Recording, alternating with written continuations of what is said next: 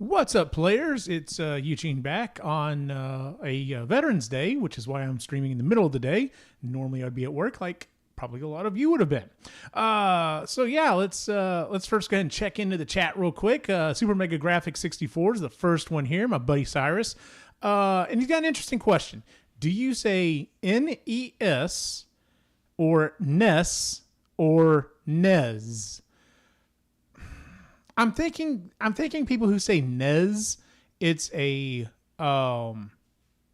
maybe it's a British thing. I don't know. Like, I have never heard anyone in person say that. Now, I have seen it said, I have heard it said online on different channels, and it seems like most of the people who say it that way are British. Real quick, let me change the chat real quick here, so because it's it's at the top chat instead of live chat. There we go. All right. And then I'll need to change the other one here in a second. So anyway, yeah. So I say NES or NES. No, I think I mainly say NES. It's one of those things that you say it and then if you think about it, you're like, what do I actually say? So yeah, I think I normally say NES.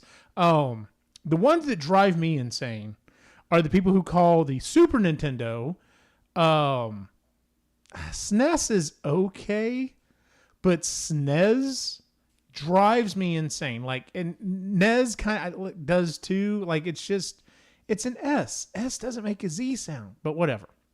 I like how he said, I say NES, as in NESS. Let's see here. Remember when you first discovered the AV output and people were scared that you would damage the TV? LOL. People were so paranoid of hooking things up to the TV back then. I don't ever remember. Yes, I do remember when you found out you could do different things with it. And I'll be honest with you, mine didn't come around really until the Super Nintendo. That's when I started like messing around with it and really figuring it out. But yeah, I don't remember necessarily people being kind of freaked out about it. It was mainly so if you were going to be doing other things with it. And when we get to the SNES, we'll talk about that because I have some good stories about that one. So I took my NES to a friend's house when I was like 9 or 10, and his dad yelled at us and made us disconnect it. Was it because you were hooking it up through the AV port, or was it because of the way you hooked it up, or was it the fact that something was hooked up to the TV? What's funny is in my house growing up, we had a VCR. Like, we're talking one of the big silver models that had the scissor lift action on the top, that you would put the tape in, and had big dials on the front so you could like set the station and stuff like that. And I am the only one at, I'm trying to remember how old I was. I would have been young. Maybe around 9 or so. Maybe it was about the same age. Anyway, or no, I had to have been younger than that because at that point I would have moved on. Anyway, I was the only one in the house that could figure out how to get the VCR to record at a specific time. Like, I could actually set the VCR for a certain time and it would actually kick in and record like it's supposed to. Dad never figured it out. Mom never had any interest in it. Like I said, I was the only one because the only reason I wanted to do that was I got on this kick. I wanted to record Transformers. I was still going to watch it, but I wanted to be able to watch it whenever I wanted. And so I had a blank VHS tape and decided I was going to record Transformers. And just by the luck of the gods, they happened to have finished the first 13 episode run and we're doing another run of it. So I literally started recording when the first episode came out and I was like ecstatic. I was like, I'm going to get them all. It was so awesome. So yeah, somewhere lost to the annals of time, I had a VHS tape that had at least the first original 13 episode season of Transformers. But anyway, going back to the device. But yeah, I remember it was I was one of those people that could figure that stuff out. So, but I never really messed with the Nintendo like that. And then, like I said, it was really on the SNES is when I started doing that. Last line. I remember the I remember the NES. Heck yeah. You remember? I am going to stream some NES later today myself, focusing on war games. Nice. That's a good theme for today, Luke. Last line. I said Luke because Luke's right next to it. I say regular Nintendo. And yeah, that's fine too. Like, I mean, I call it the Nintendo, I call it the NES. I just don't ever remember calling it the NES. I don't really, NES just, I don't know, just doesn't. Luke says N8, he calls the SNES N16. Luke says lies. His dad just freaked out because it was hooked up at all. He had a VCR, but whatever. Yeah, so yeah, it could have been one of those things. It's like, why is this boy coming in here messing with my setup? I got it working. If you mess up so I can't watch my football, boy, you're gonna get a whooping. Let's see here. Last line. Is it just me or is there internet issues? Getting a lot of buffering. Eugene was recording the fuzzy channels. Not quite. Like I said, I was recording Transformers, but I remember when this happened, I wasn't quite old enough to know or care about the fuzzy channels yet. So, Super Mega Graphics, yep. No buffering here. So yeah, I don't know what's going on. I'm not getting any problems. OBS is telling me everything's fine, looks pretty rock solid. That being said, I know everyone else has been having problems with OBS, and I am not immune to that.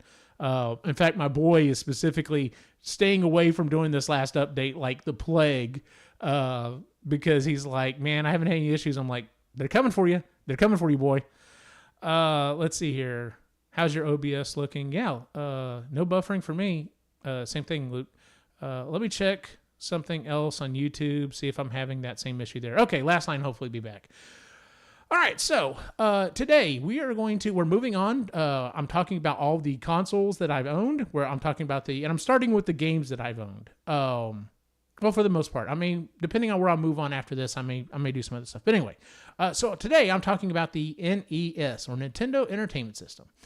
So let's get a little game info here. So let me change that one real quick to top chat, or to live chat as well, because we want to see everyone's comments. There we go. All right. So we're talking about the NES. Limited U.S. release date October 18th, 1985. Wide U.S. release date 1986. The original console that came out in the limited release was $199.99. Had the console, 2 controllers, the zapper, which mine's all the way over there, so I'm not going to go grab it right now, and Rob. I never had a Rob, and I'll be honest with you, I have never really had an interest in having a Rob. Like, I've looked at it, and even as a kid, I looked at it and thought, oh, that's cool, but I have no interest in owning one. I never have all the way through my life. But yeah, like, and I've seen them, like, back before things started getting crazy, back when I first met Cyrus and we were doing these runs to all these pawn shops and like collecting old Nintendo games and stuff. I saw them and I was like, even then it was a fun, fairly decent price. I'm just like, man, I don't need that.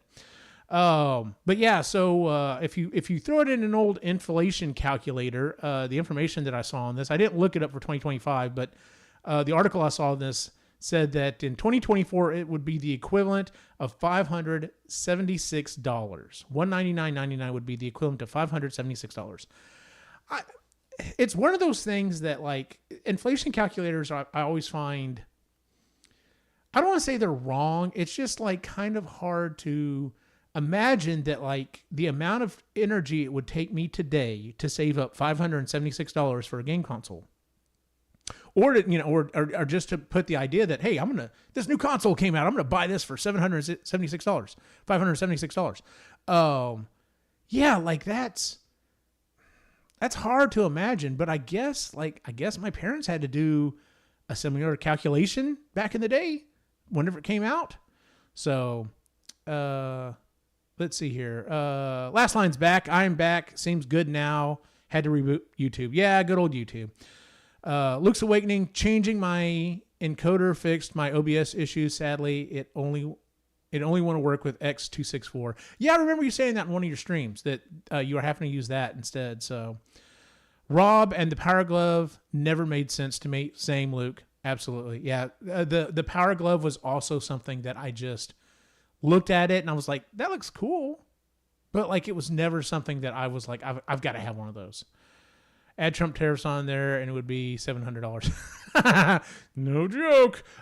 Which, speaking of which, yeah, like I said, because of being that much, it's one of those things that, like, I almost wonder, and I know they don't use different calculators for different things, but it's one of those things you almost want to look at and be like, are they just saying that? Are Sony and Nintendo and Microsoft just like behind this so that, you know, they're like, look, you would have paid the equivalent of $500 some odd for a Nintendo back in the day. Asking you for $499 now, that's a steal because it does so much more. So who knows? I mean, you know, the conspiracy theorist in me is just like, you know, he's in the very back of my brain. He's not very loud and he doesn't get a lot of attention, but that's why he's screaming right now. So, Super Mega Graphics, OMG, the NES pawn shop runs in college were legendary. They just wanted to get rid of the games. I bought everything. Okay, so we're going to talk about that here in a minute, Cy, because I could have sworn I owned more games than I do, and I don't know if I have just lost some of them through time. I don't know if I sold them, some of them, at some point, or I have tricked my brain into thinking that I picked some of these games up and just never did. And so it's hard for me to think that I lost them, specifically because when I start going through my stuff, you'll see how, like, all of the stuff that I've kept, especially for the Nintendo. And it's just like, how would I have lost an entire game or entire games if I managed to keep this other stuff? But we'll get there in a second. Last line. One of my dad's friends' kid had the Rob and the Gyromite and Stacker. Oh, it was okay, but got old pretty quick. Yeah, I can imagine, because there's only so much thing you could do with it. So, Rudy has your games. No, he doesn't. Now, he has my Super Nintendo games, but he does not have my Nintendo games. And technically speaking, they were ours. At this point, the Nintendo and the Super Nintendo belong to both of us. And so did the Sega Genesis when we get to that point. So I have the Nintendo. He has the Super Nintendo, at least most of the games. And then once we got past that point, like the N64, that was all me. Like, I saved up the money and I bought that myself. So anyway, but we'll get there eventually. So going back to the console here, there were several different versions that came out. In 85, they had the control deck, which was basically the console, 2 controllers, and I think this one had the Zapper and Duck Hunt, Mario Brothers. I want to say the control deck had that in 85. The deluxe set, the deluxe set, which came out in 85 as well, that's the one that had Rob and everything else whenever the official release came around. And it was $299 at that point. So they had jacked up the price on it even then. This is what's interesting to me. I don't remember exactly when I got my Nintendo. I know I got it for Christmas. And because of the set that I got, I now know exactly when I got my Nintendo Entertainment System. I got it the Christmas of 88. And the reason I know that is because I got the Power Set version. And the Power Set version had the Nintendo console, 2 controllers, the Zapper, and the Power Pad. And it had all 3 games. It had Super Mario Brothers, it had Duck Hunt, and it wasn't, I've got the game here, hold on. It wasn't Track and Field, it was World Class Track Meet. So there's my OG copy. Kind of got a glare there. There we go. There's my OG copy of my original Nintendo game. So, yeah.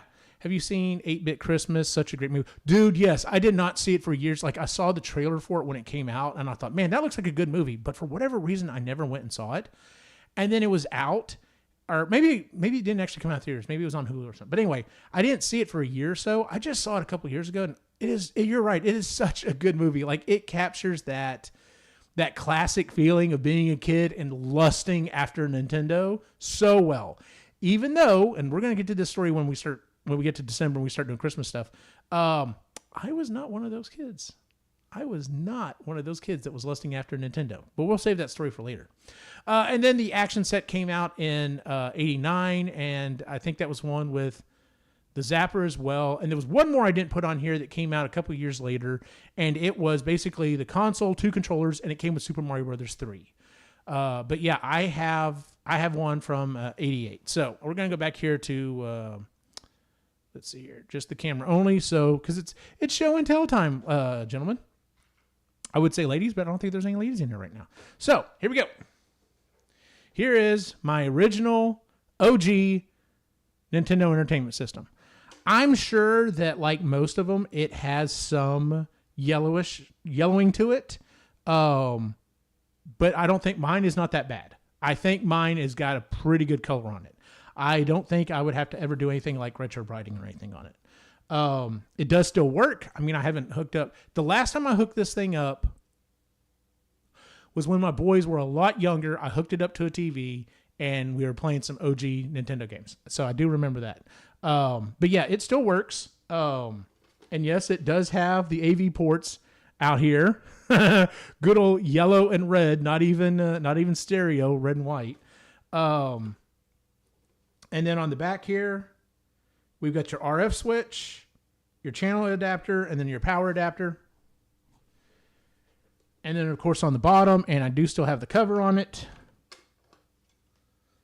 have the expansion port there that you could technically break out and do something with. So, but yeah, it does still work.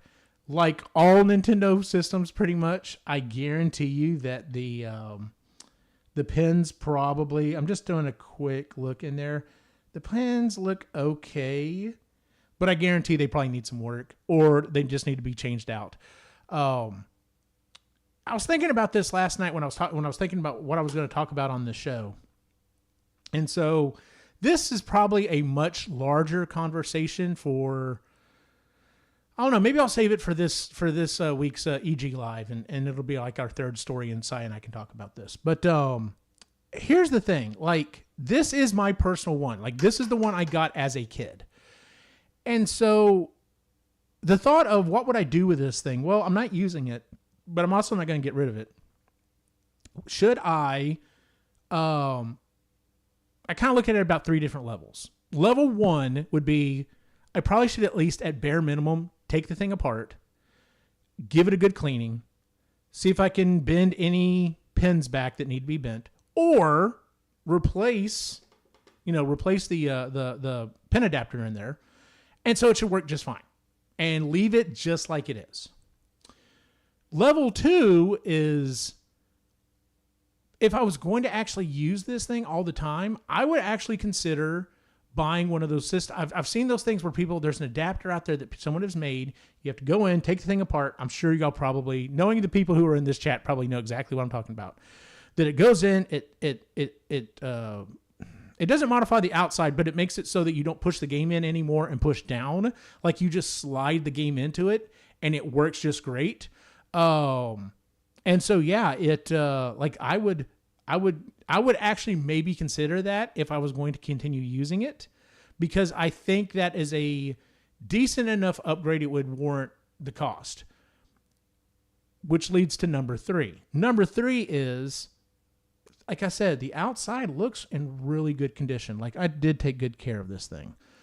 But that being said, every so often I see, I watch Macho Nacho Productions, and I see Tito doing these insane builds of some of these consoles, especially like whenever they get like the clear plastic on some of these.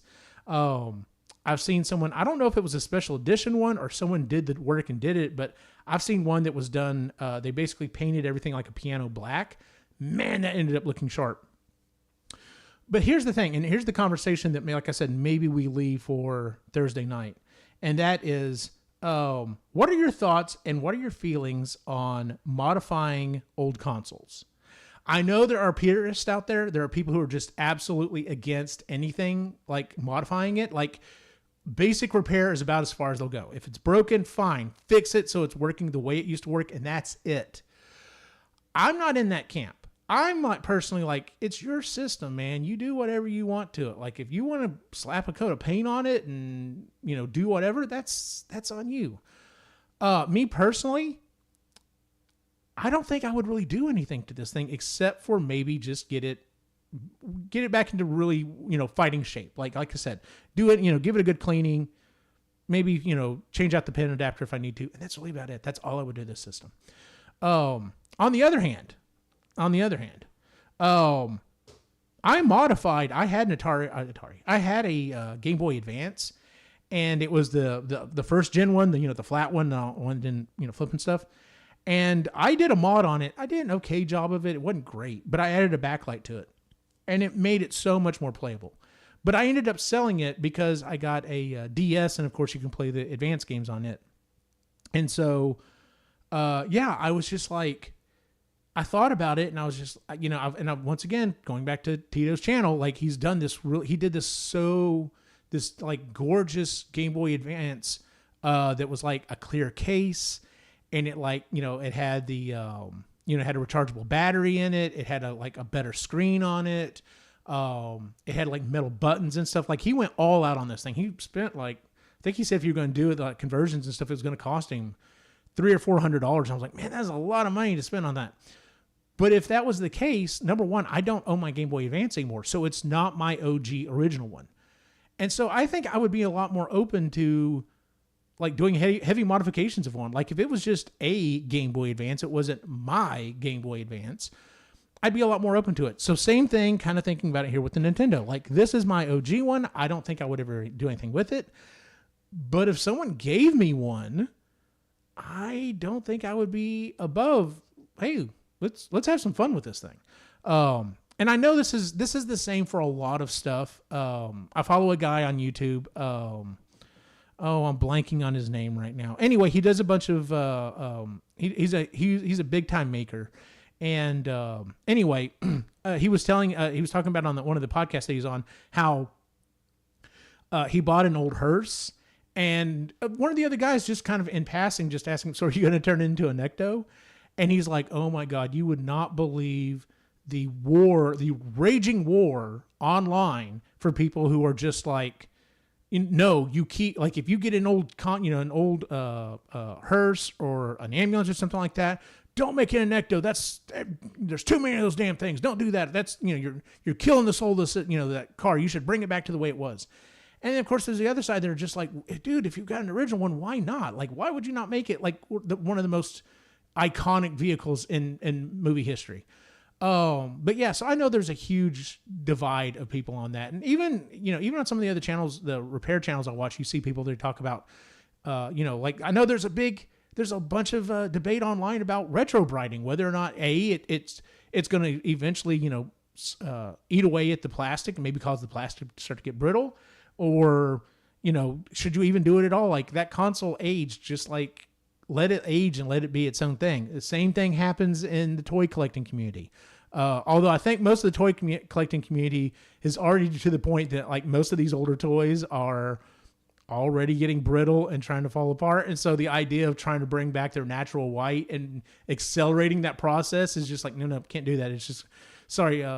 Snake Eyes is just always going to be kind of he's yellow now. That's Snake Eyes is yellow. My Snake Eyes is yellow for the rest of his life. So, let's see here. So let's see. I've missed some conversation here.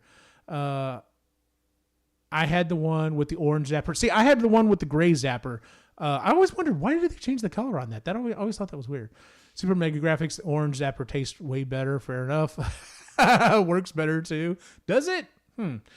Get Chris Courage to hook you up. Dude, if I was going to go all out, maybe. But here's the thing. Like, I'm a decent repair guy. Like, I don't have a problem taking apart stuff and making stuff. I've actually taught myself how to make and sent off and had my own boards made for some of my Ghostbuster props. Like I taught myself Eagle and designed my own circuit boards, had them sent off, soldered my own parts on. They work. Like I'm at that level. So the idea of being able to, at least on the Nintendo, I think I could do anything I would need to do. Now, later on, there might be some stuff that I may, if nothing else, have to pick the man's brain. Because believe me, I also understand, while I like to play with stuff and goof off with stuff, I understand if you really know your stuff, I'm going to bow down to your expertise. Like, I am definitely not that guy that's like, I know what I can do. Funny side story. I used to work at a little computer store, and we sold parts, but we also would build computers. And then we even offered a third option where you could buy all of your parts from us, And for a small additional fee, I think it was like $100 or whatever, it bought you 2 or 3 hours with one of the sales/repairmen like myself, and we would walk you through so you could build your own PC.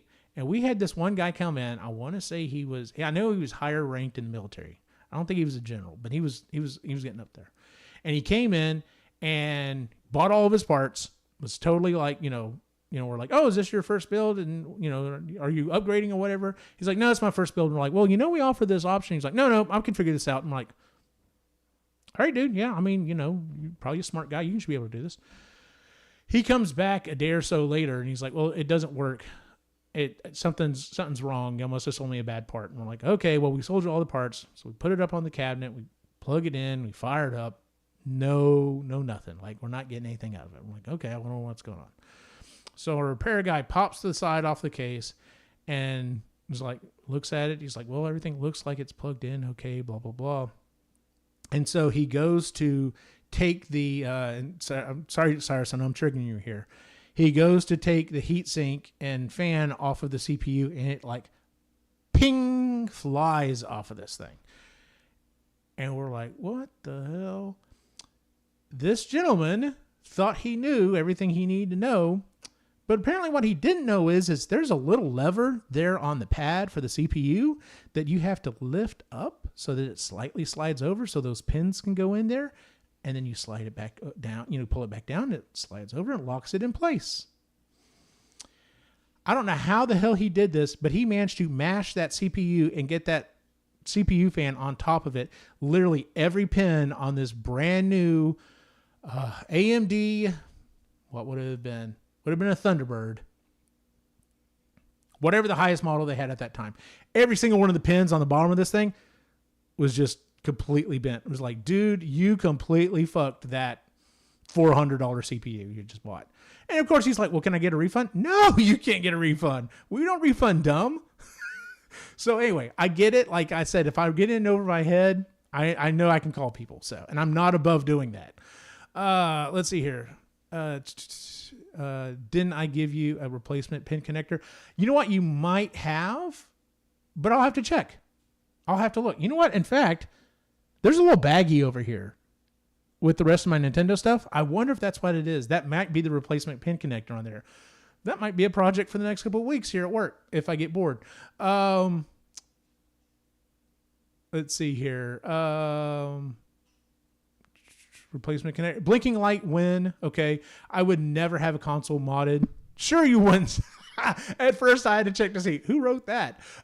There's times when I wax nostalgic and I want to play NES, and then I play NES. Some things are just better left as memories. I struggle playing anything pre-SNES. Dude, I get it. There are definitely some games on the NES that hold up, and there are definitely some games that are just like, well, that was a step above an Atari game. So, except for the ones he's modded already. Yeah, absolutely. Last line. I don't know what you're talking about. I look at a console like anything else that's old, like a house or car. Sometimes you need to modernize them and do upgrades. They can't always stay original. Yep, 100%. I will never have surgery. Keep it real. Y'all fake. They changed the color because the 90s and neon colors were all the rage. Yeah, that makes sense. I think it was a reaction to some kids getting hurt. That's when they made all the toy guns. You know what? And that could have been too. And maybe that is why they made it orange because... yeah, I remember whenever you had to have all of the freaking, that change happened because before then I had, I can't remember what company it was, but they made water guns. They were electric water guns. You put batteries in them. And I mean, they looked like legit guns. Like they were ridiculous. And they came out right before all that stuff started happening. And so my mom was just like, y'all can keep these. And y'all can play with these in the backyard, but y'all cannot go around the neighborhood playing with these anymore. Like, I do not want y'all to get shot.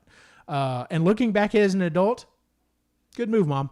Trichome's here. LOL, rip CPU. Okay, so anyway, I've been talking for a long time. Let's rip through the rest of this stuff. Yeah, so I've got my original NES controller. Here's an interesting thing with the original NES controller. Some point or another, someone bought us these things, and I've got two of them. The other one's in worse condition than this one. But remember, not only different controllers that came out, but different like adapters and stuff for them.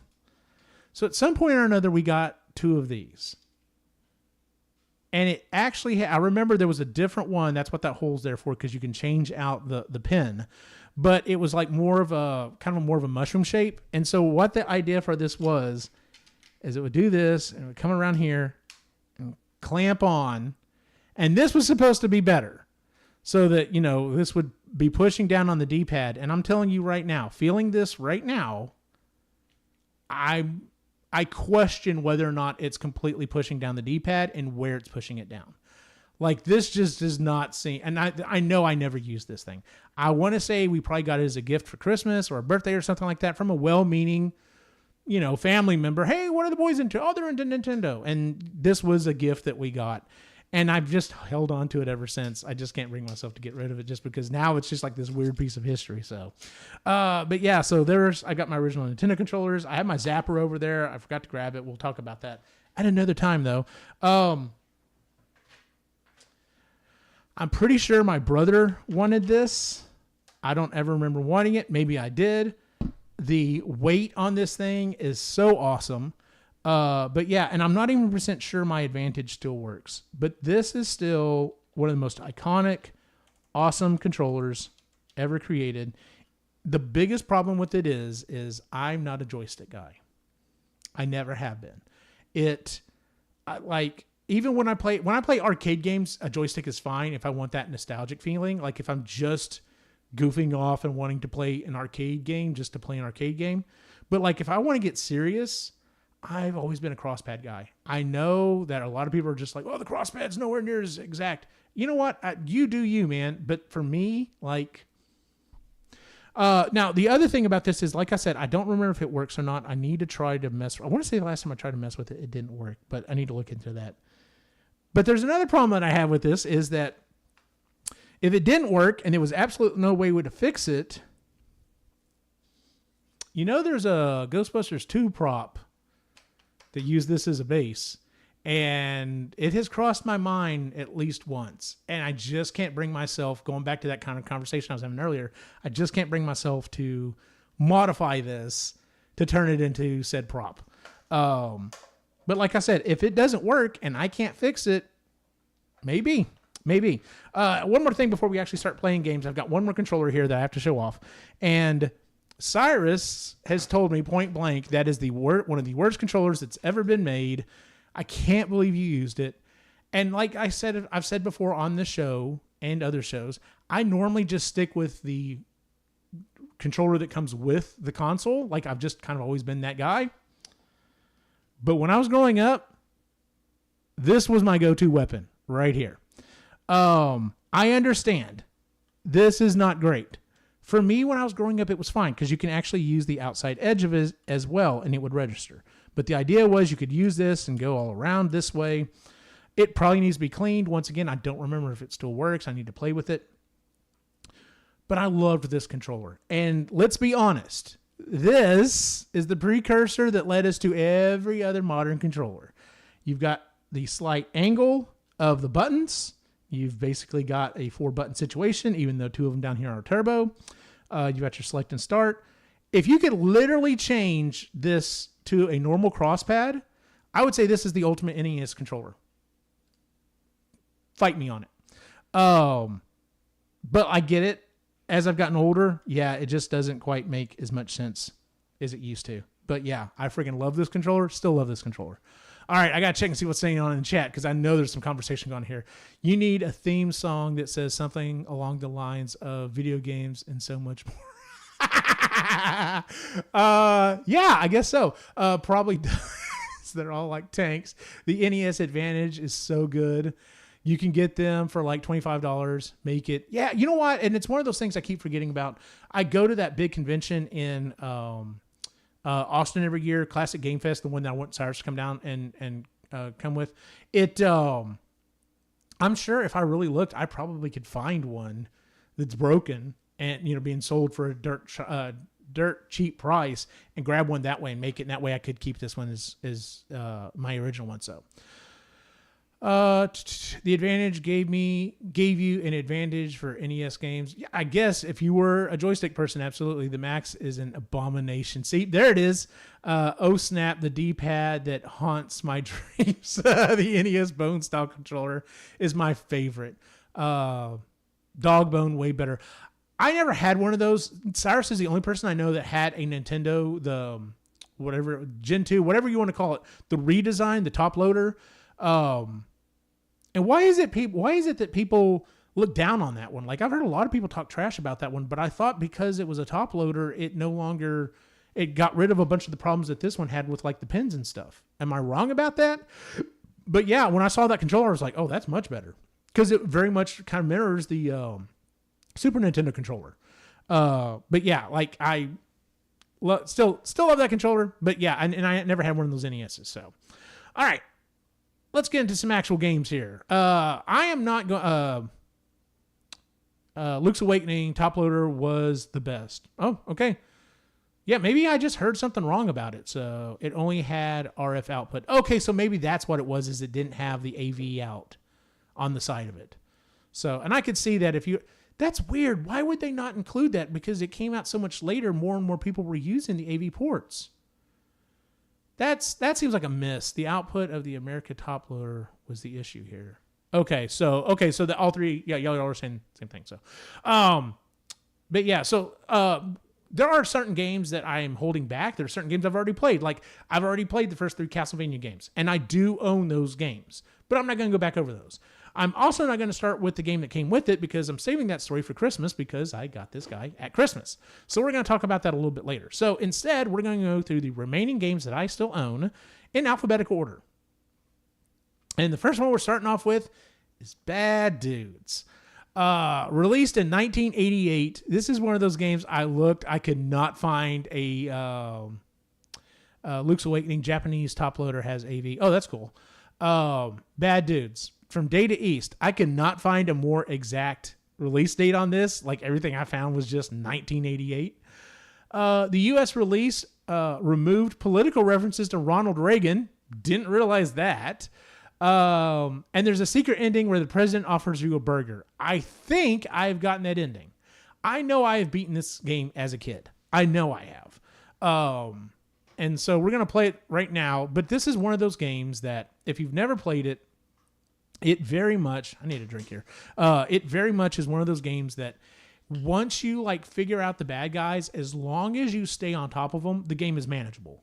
The problem is if you don't understand the attack patterns, and especially if you don't stay on top of it, you get dead real quick.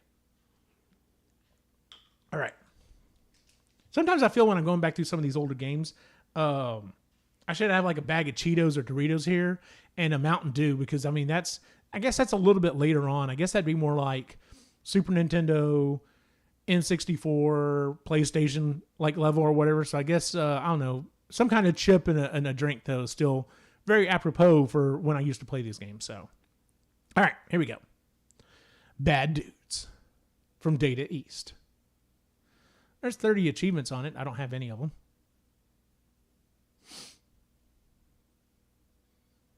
I love how they're standing there just like with their eyes closed and then it's just like, yeah.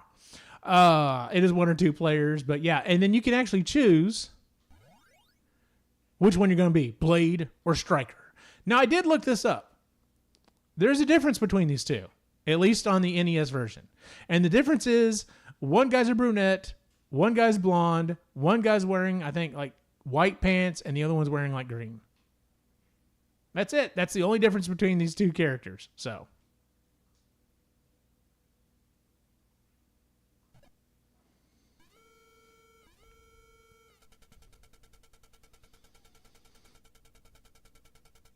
I'm not going to start reading this yet because I'll get way out over it. You know what this reminds me of? Do y'all remember when people used to use that horrible effect in PowerPoint where it sounded like a typewriter and every single letter came up one at a time? Oh, I missed it. So, okay.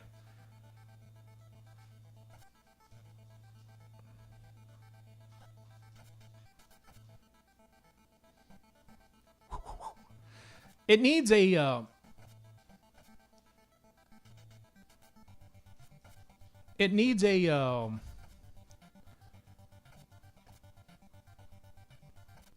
like a sound effect or something. Like, it's okay that you get a sound effect when you hit the enemies, but it needs a sound effect when you're punching. Like, that just screams for a punching sound effect, doesn't it?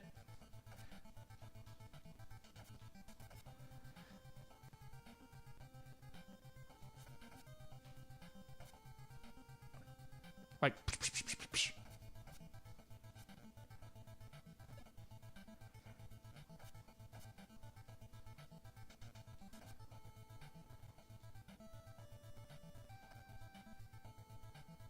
not doing so good here.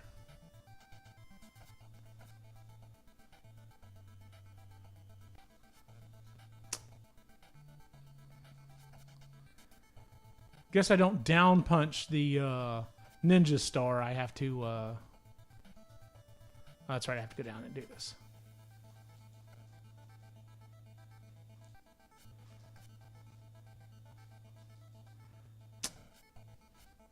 I got dead. Oh, here's the boss. As long as you can keep him down there,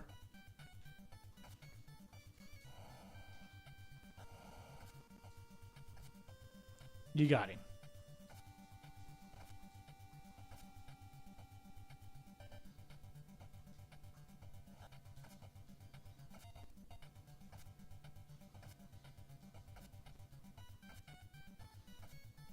Some jamming tunes here.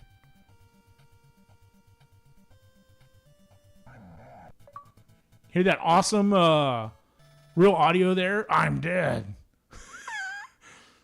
Go to next stage. Oh, I forgot about this. This is the longest truck ever.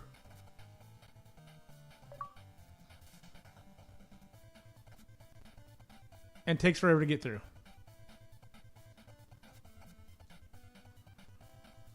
Nunchucks are pretty good, though.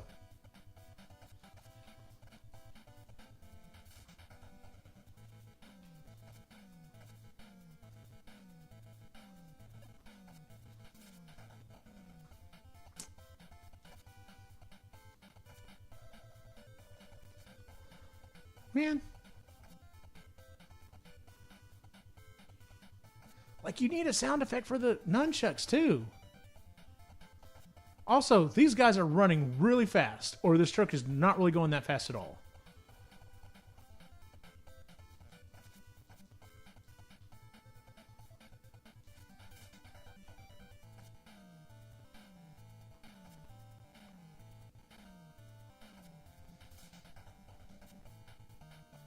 I got just one hit with the nunchuck.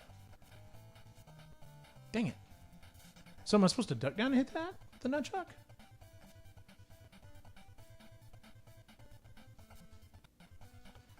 Man, it's kind of chugging here. What's going on? It's not like I should be pulling a lot of power on this thing.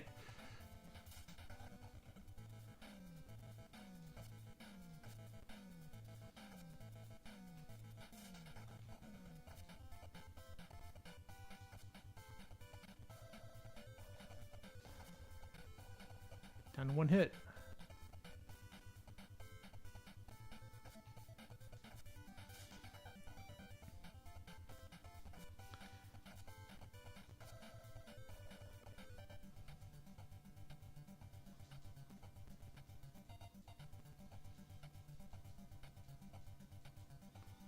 You got this Wolverine looking guy. And there's like a mini version down there.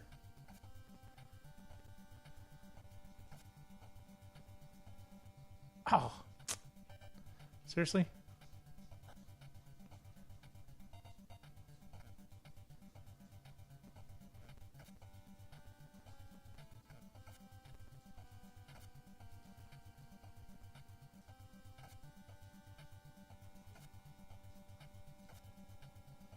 Come on, jump up. There you go.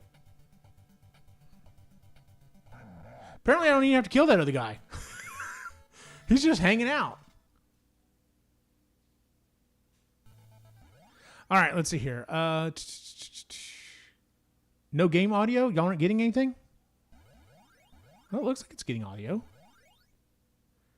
Is there just really low? Okay, let me turn it up then. Okay, gotcha. Poor Karnov got cheesed. Yeah, I had to turn my phone all the way up. Okay, the audio is perfect. Y'all are just haters. I never criticize the audio. Never. It's perfect. Cyrus, you're killing me, dude. Is that better? Worse? You know, we'll leave it at that. We'll go from there. I can't remember if the windmill kick takes away from my hit points.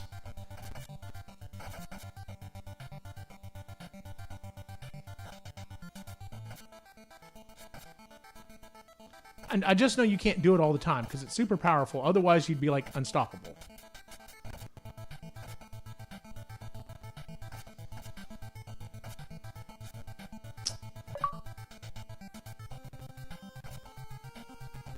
Now I'm stabbing people with a knife.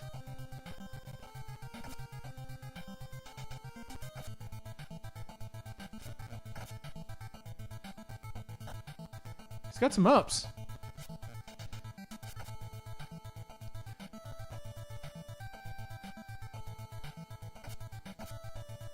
Not as much as that other guy does, but let this be food. There we go.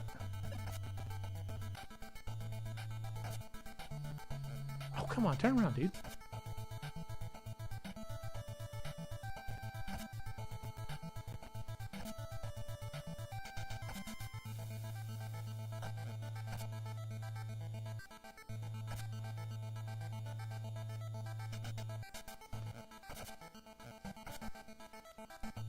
I don't need another blade. I need food, dude.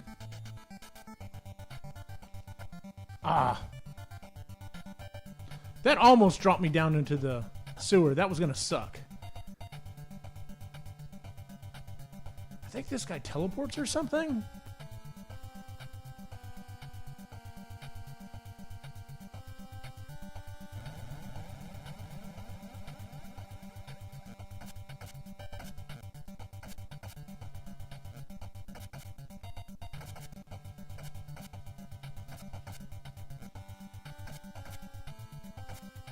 Kicks my ass is what he does.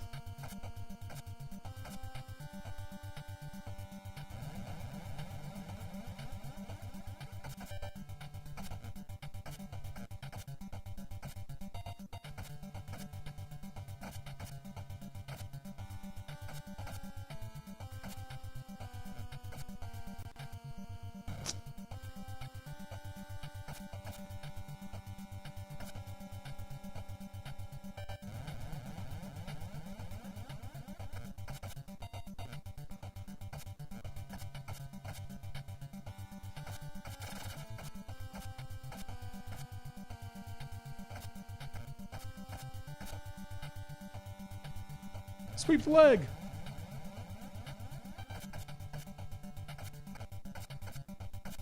It's better if I keep moving forward, I think. I think I get hit less.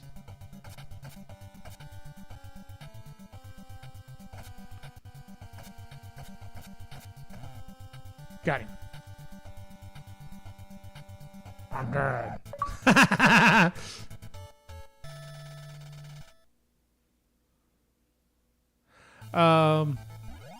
Let's see here. I forgot I can pause again with the start button. I was used to playing Atari games for the last couple of times, and you can't you hit start and it would redo my system. So I got used to not being able to pause. Yeah, I had to turn my phone all the way. Okay, the audio is perfect. Okay, never mind. Better. This is one of those games that's wonky and weird, but I love it. I don't want a better version.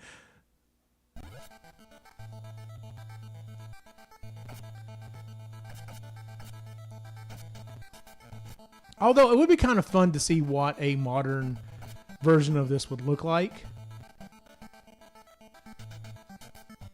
Because you could definitely do something that is a good homage to it without it being completely different.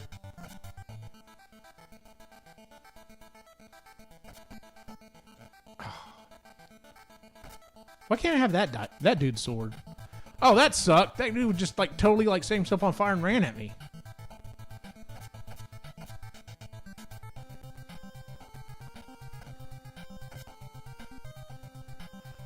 Feel bad for that guy. What's your thing, John? Well, I know the other guys just kind of run and do stuff. The one guy, you know, Bob over there's got a sword. Mike throws the caltrops and stuff or whatever. How about I just light myself on fire and like run at him? That work? Yeah, sure. Come on. How many lives do I have left? Oh, 0 at this point. Oh, I gotta kill the dog. Sorry, dog. We're gonna assume you're a bad dog, though. Please be food. Please be food. Please be food. Nope, nunchucks. I'll take it. I'll take the chucks.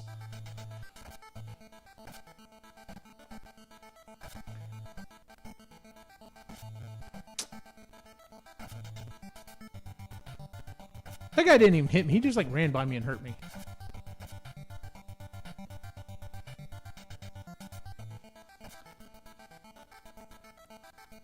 Why would I switch from the chucks to the sword? Like, they've got a lot more range. Maybe if I lost it somehow?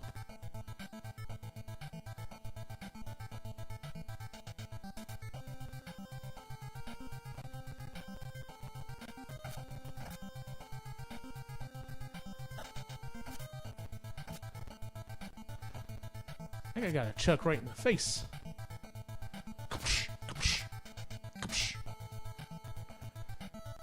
I mean, Sai's always telling me I should make... Oh, jeez.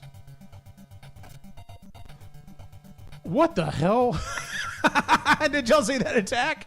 Dude took me out. All right, we're going to end because I've got some more games I want to hit, but yeah. So that's Bad Dudes on the NES. I know I've beaten this game as a kid. It's one of those that, you know, I had it, so I was like, well, let's sit down and see if we can beat it. And sure enough, I did. But it's one of those things that you had to, like... I remember playing this game and being like, man, if you don't get through the first, like, 1, maybe 2 levels without losing a life, hit that reset button because you ain't going to make it, bud. All right. Oh, you know what I forgot to do? I forgot to actually show that off. So, yeah. Yeah, there's my OG copy of Bad Dudes. In fact, we're going to do this real quick here. Camera only. There's my OG copy of Bad Dudes. It's in really good condition. No writing or anything on it. And like I'd shown this off before, like at some point we bought these cases to hold on, like, you know, to keep our games in good condition. And obviously they worked because all of our games are in good condition. To the point that I also have the instruction manual for the game. I should have looked at this. Maybe I should have looked at this before I started playing. It would have could have helped me out here. So, is there any information on... It has the different levels. There's quite a few levels in this game. I forgot about that. Doesn't look like it talks about the characters particularly. How to play. So there's nunchucks, knife, energy, extra time, and then the spike. So, yeah. Very simple drawing on these. So, but yeah, that's Bad Dudes. All right, so let's go ahead and move on to our next game. All right, so our next game up is it a banger or not? Let's see here. It is not. Okay, I've got a story for this one, and I'm not 100% sure I remember the story correctly. I guarantee you, though, if my brother was here, he could recite the story 100%, as well as bring up Venom he has for me since we were a kid. This is Clash of Demonhead. It was released January 27th, 1989. It's a blend of action platforming and RPG elements. I had this game growing up because I want to say I lent to a pseudo friend, like he was kind of a friend, more of an acquaintance, Double Dragon 2, which happened to be my brother's absolute favorite Nintendo game. And the reason why I know this is because he quote unquote lost it. And to quote unquote make up for it, he gave me, I want to say 1 or 2 games. But the thing is I don't remember what the other game was. Like, part of me wants to say it was Fester's Quest, but I don't think that's the case. Because I like Fester's Quest. We're going to get to that in a second. Anyway, but yes, when I was looking this up, the only other references that I could find online was everyone saying the exact same thing. Scott Pilgrim. That is what this game is known for, is Scott Pilgrim, because of the band Clash at Demonhead. It's funny. I adore that movie. Absolutely adore that movie. I think it's just great. That is just a fantastic movie. If you've never seen it, go watch it. It is like, you know, being older. Yeah, it's very much, you know, kind of steeped in the whole, early 20s, like that kind of mentality and stuff like that. Oops, sorry about that. That type of mentality. So I get it, where you're just like, okay, it's, you know, it's kids being overly dramatic on stuff, but the special effects on it and the storytelling is just, I love that movie. Anyway, so yeah, when that came up in there, I was just like, how do I know this? How do I know what the name of this band is? And then it like clicked. I was just like, and when I was looking it up as to why he named the band Clash at Demonhead, because I was like, that wasn't a great game. Maybe he really enjoyed it as a kid. No, apparently the story is Brian O'Malley that did Scott Pilgrim. That was the first Nintendo game he ever played. That's it. That is all there is to it. It was just the first game he played, and so he pulled the name on that. Because it wasn't even like his favorite or anything like that. So, let's see here. Trichome, nice. Always like those cases. Yeah, like I said, they definitely have come in handy over the years.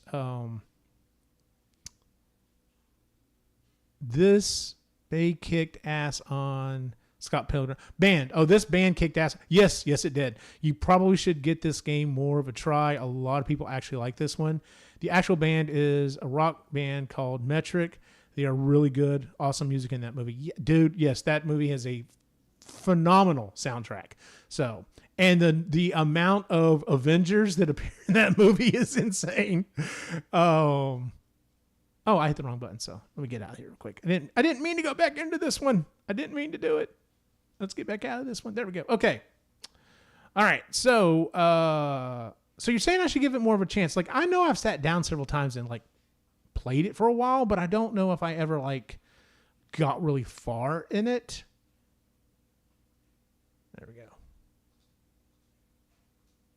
So this is Clash at Demonhead. 0 of 42 achievements. The summer of 1990.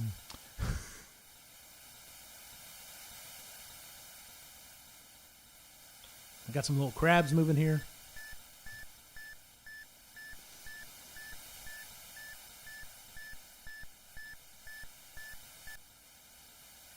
Bang, it's a transmission from the headquarters. My numbers come up again.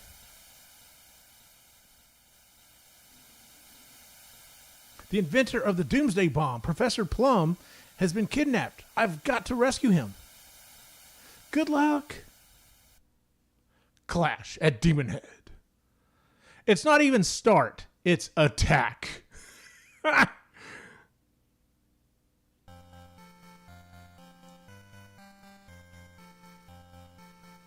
All right, so I guess I just have to start on Route 1.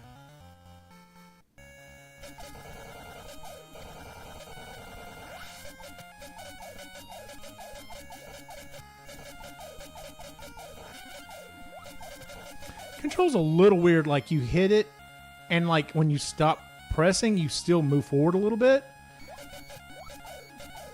Oh, that dude kicked my ass. You're not a quitter, are you? Where's your camp? It's talking time, ladies and gentlemen. You haven't got a chance of getting to the camp without the royal medallions of the 7 governors. I'm Tom Guycott, the chief of governors, and I'll be waiting for you in my desert fortress on Route 33. Was there 7? Was there 7 of these guys? Is this where he pulled Scott Pilgrim from? Well, great. He took 2 hits from me, so... Oh, I thought I was far enough back.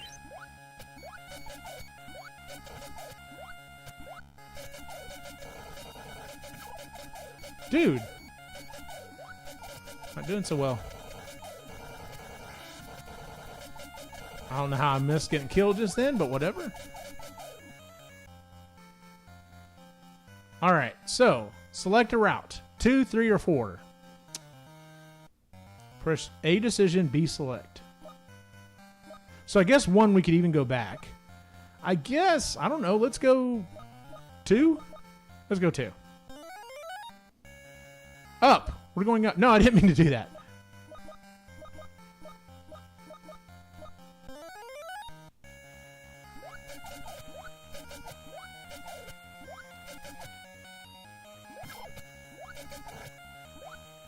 Well, I've got some money. Oh, okay, so item select screen. Shop call. Micro recorder. Do I buy these things? Ultra food? What does it tell me how much it is?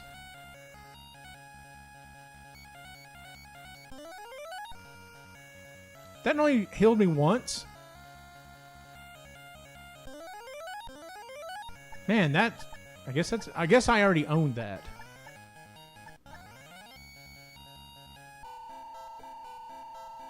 Oh, okay, so I guess I can create a password this way. Okay, that's kind of cool. Interesting. Jetpack, Aqualung, Super Suit, Thundershot. There's some cool looking things here. So I guess I can call the shop. All right, we're going to get out of this and keep going.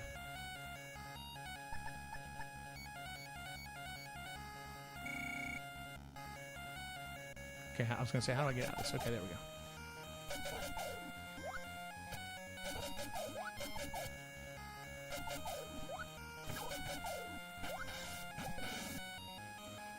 I just jumped off, didn't know if I could swim or not. It was just like, okay.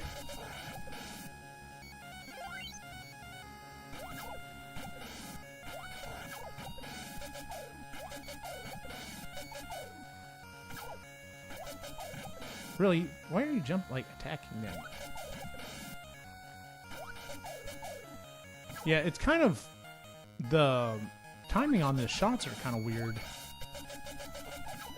Oh, that's what I needed right there. I mean, it only healed me for 1, but okay, I'll take it. Alright, so... I don't know what 2 is, or 5 is, but we're going to go 5. It's a dead end of some sort. That doesn't look healthy. But we're going to jump in it anyway. You can climb? That's kind of cool.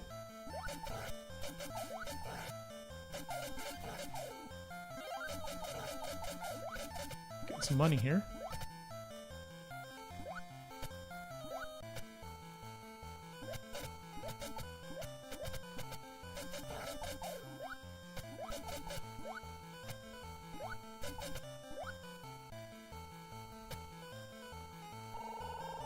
Talking time.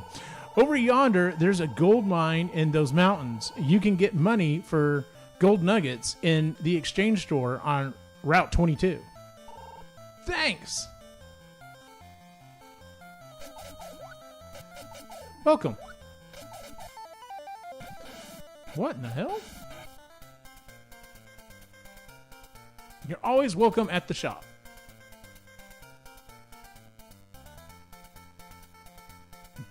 Okay, I think I need food. Man, food's expensive, especially considering it only helps you out like by 1 power.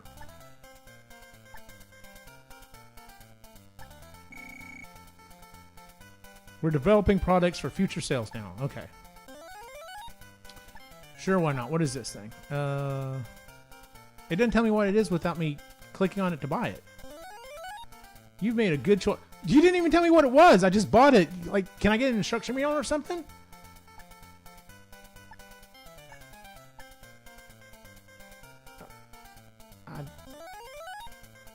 All right. Like, if I ever decide I'm going to come back and, like, really play this game, I'm going to have to... I'll buy what you don't need. See you again.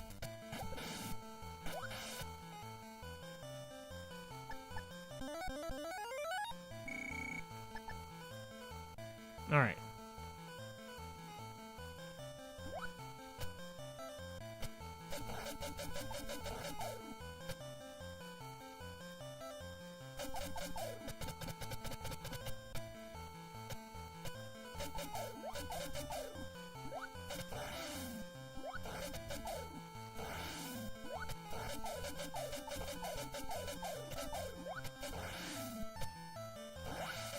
It's funny, like, oh, seriously? There we go. It just kind of... The shooting is also like, there's like a slight delay. And it doesn't feel like it's a... it feels like it's like just a timing issue. It doesn't feel like it's necessarily like lag. Sure, 11 it is.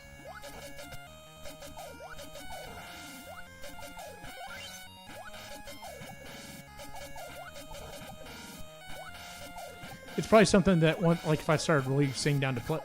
Oh, it came after me. Guess I can't just ignore it.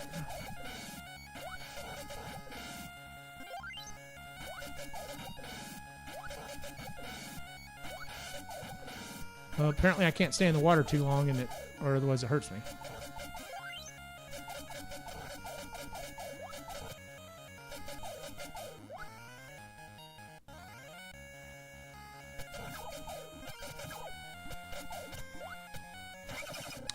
Oh, and I'm dead. Okay. Game over. Yeah, I think there's enough of that one. Like, this is obviously one that if I really want to get anywhere with it, I'm going to have to spend some time on it and do some research. But, yeah, needless to say, my brother would have still been... I'm pretty sure that's what happened is this guy gave me this game because he didn't want to play it for Double Dragon 2. Because let's be honest, this game may be completely and totally awesome, but it's not Double Dragon 2. All right. Next up on our list is... oh, hold on. There we go. Speaking of Double Dragon, this is not 2. This is 1. But still. Let's see here. What's going on? Awesome music in that movie. Okay, I've actually never played this. I'll have to. Yeah, I guess give it a shot, man. Did I click the wrong button again? I did. Silly Eugene. Okay, try that again. All right, so next up is Double Dragon. Let me find it real quick here. As good as Double Dragon is, Double Dragon 2 is just like, it is so much more. Friggin' love Double Dragon. I mean, a Double Dragon 2. That is not what I told you to do. There we go. Okay, so let's get into it. Oh, I forgot to talk about Double Dragon. Yeah, so released June 10th, 1988. Simultaneously, the simultaneous two-player co-op was removed due to the hardware limitations. It sold 100,000 copies at Toys R Us in the first day. Oh, man, pour one out for Toys R Us. Like, I loved Toys R Us. There was never a Toys R Us. Like, I live an hour away from Austin, Texas, and that was the closest Toys R Us we had growing up. And so the only time we ever got to go to Toys R Us was usually if it was like a special occasion that we went down to Austin. And a lot of times what my parents would do, specifically my mom, going back to that conversation of who was the one that, was the keeper of games, the one who, kept up with what games and stuff we had.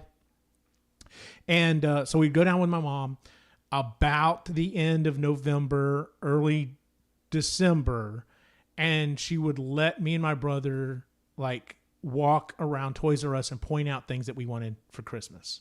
That's still one of my best memories ever. And so we actually got a Toys R Us here in Killeen.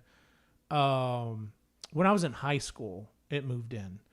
And it was open, of course, until they all went under. And so I did get to take my boys to Toys R Us and have them walk around and pick out stuff and everything. Side note about my brother again, he had picked out, for whatever reason that year, I guess he didn't pick out a lot of toys for whatever reason. Or maybe he just picked out a few. I don't remember exactly what the case was. But I do remember my mom near the very end of the shopping trip was like, well, Brian, is there anything else that you want or whatever? And he looks around and points and goes, I want that. It was the G.I. Joe USS Flag. And that son of a bitch got it for Christmas. I've talked about this on other shows. You know, this is mainly a gaming show, but not a good toy. It's not. It is something that people lust after, and you want it until you have it, and then you sell it because you're just like, this takes up 7 feet of the room. I mean, you can put stuff on it, but like it falls apart. It doesn't move. There's a whole story to this I'm not going to go into. But anyway, Double Dragon. Yeah. Used to play this a lot. Loved the player versus player mode on here. There's my OG copy of Double Dragon. And yes, I still have the instruction manual for it. It's funny which games I still have the instruction manual for and which ones I don't. This one, ooh.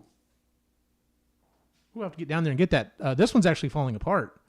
So the graphic or the drawings in here are actually pretty good as compared to the one for that last game that we were looking at. Yeah, the pages are falling out. I guess the staple has come out or something. So, but the pages are falling apart. So, got something down there on the floor. I'm gonna have to make sure I grab those here after we're done. So, is that the aircraft carrier thing? Yes, it was. Yep, I had the hovercraft. Dude, the hovercraft was so cool. I never had it. I really wanted it because it would actually float on water. The hovercraft you could actually like put in a pool or whatever, and it would actually work. It was great. But the aircraft carrier did not have a bottom. It technically didn't even have a second side. It was just like one just long piece of plastic that basically made up the side of the ship. And so yeah, once you set it up, that's where it stayed. Like you were not moving this thing. You weren't taking this to anyone else's house. You weren't taking this out of your room or anything like that. So even if like, you know, you're sitting there playing Nintendo and you've got this 7-foot long toy sitting here in the middle of your room, because if you built it over on the side, then you can't get to the other side to do stuff. So it kind of had to sit a little ways out, and it just monopolized so much of your room. Or if you had a playroom, it still monopolized so much of that room. It is a great idea in theory, but in practice, it doesn't work out. So, and I know there's people, one of my good friends, even Lewis, keeps saying, he's like, man, that was awesome. It's like, yeah, you also didn't have it in your room at all times.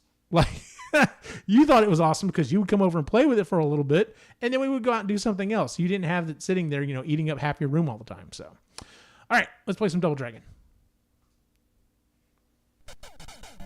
Now, talk about good sound and sound effects. Here you go, baby.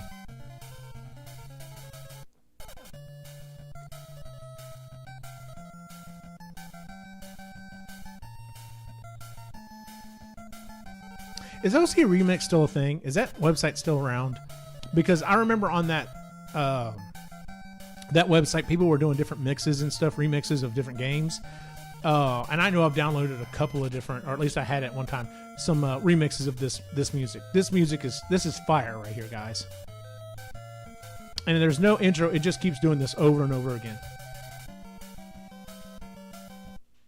All right, mode A is, I believe that's the actual game, and then mode B is the verses. Let's try that real quick. No, you know what? We'll stick with mode A.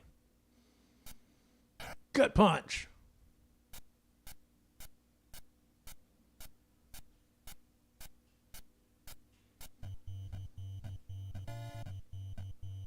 Dun, dun.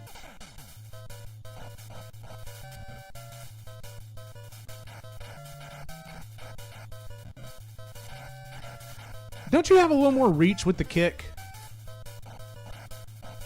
Like, I always tended to kick more than I would punch because I think you get more reach with it.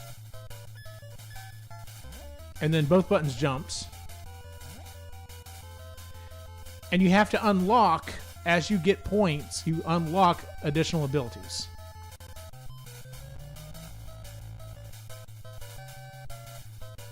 Yeah, come on up here. See how that works out for you. I'll take that, thank you.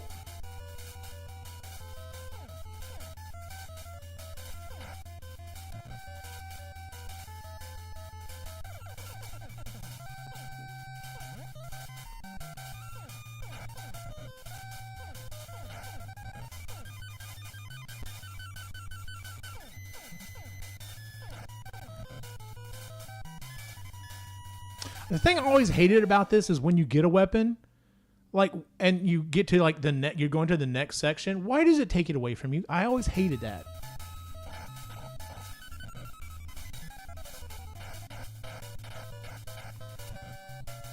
See, like, he's getting some punches in on me if I'm punching, but if I kick, it's like he doesn't get me as easily.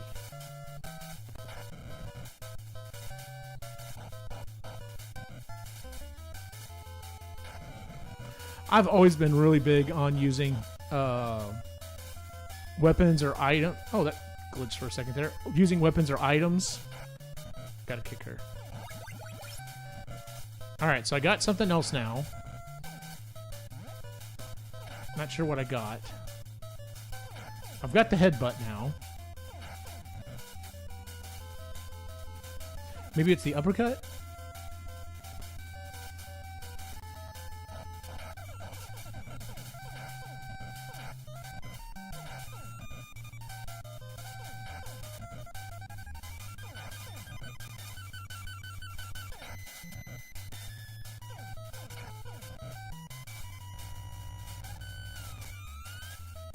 Isn't there a way to do this and then it, like, ends the level?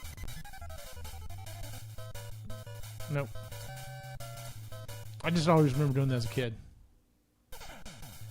I always thought that was jank too, because the way it would pull you up, like where it put you, you almost always started on the conveyor belt. And if you weren't careful, you'd end up... Now, I could get more points if I fight a Bobo. See, I still don't have kick yet.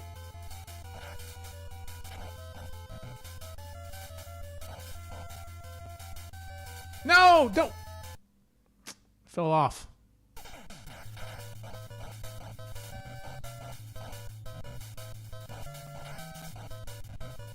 was trying to jump to get away from him. Okay, now I've got jump kick. Alright, I'm good. Take that, you big dummy.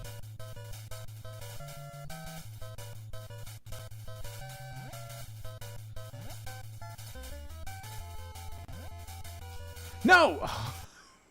I can't believe I did that. I should have had him no problem. I just screwed that one up.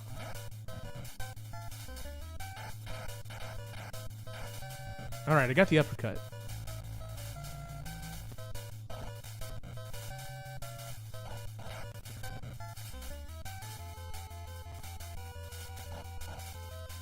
There we go.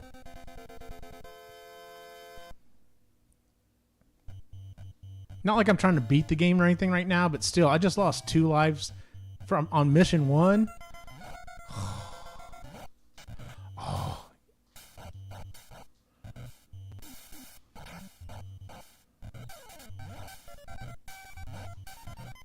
Jump kick to the face. He's gonna do the same thing to me. I always thought this guy looked like Frankenstein.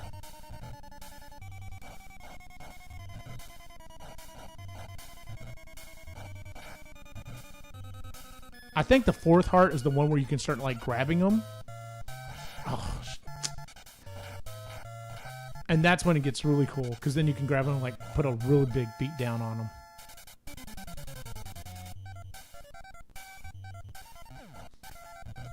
Take that, thank you. Oh, you jerk.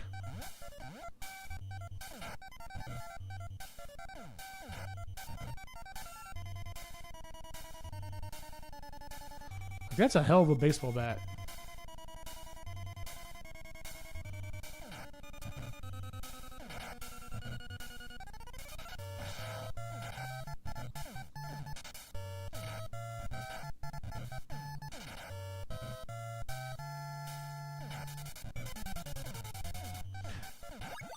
3 there always are. Alright, I got the 4th heart.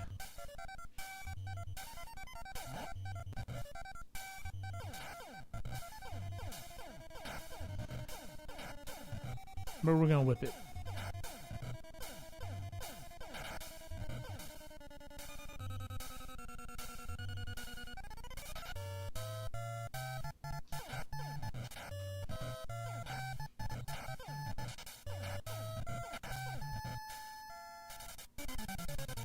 I'll let you come down to me.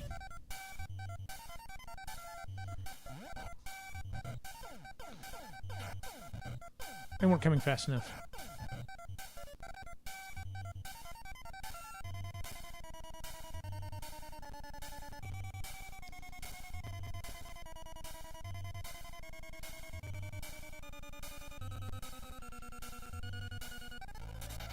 Oh, this guy.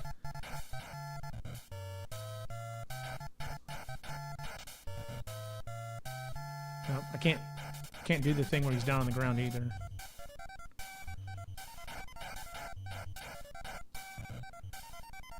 Give him the uppercut.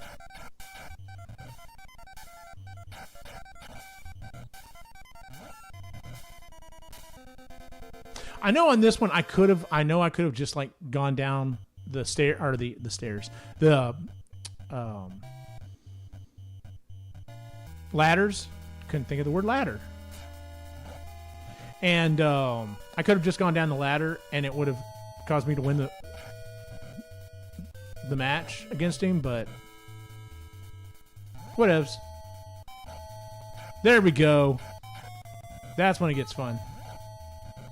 I'll take that. There we go.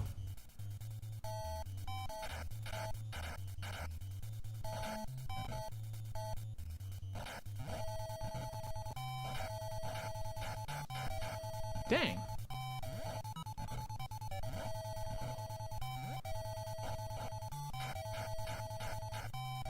Take a knee to the face.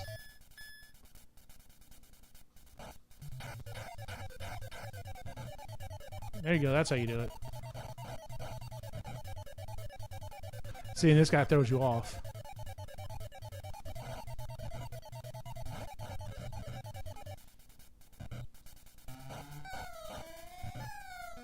This part of the music always I thought was weird.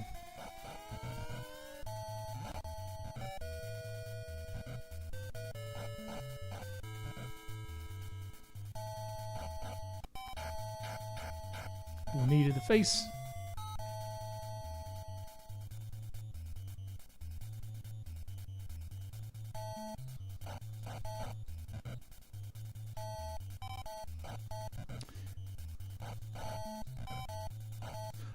Dude.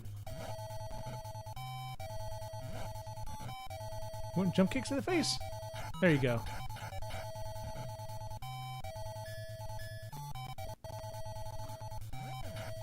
Oh, that sucked.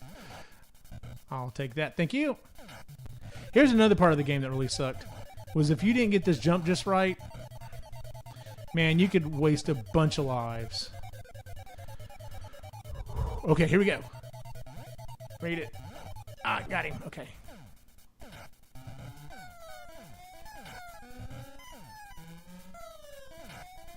I always hated that in some of these older games, like these older fighting games like this.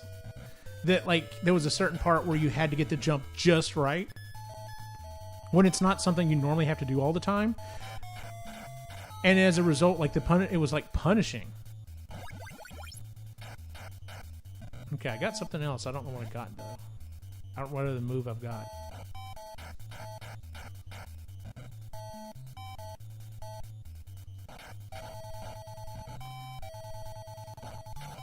See if I can take out Frankenstein's.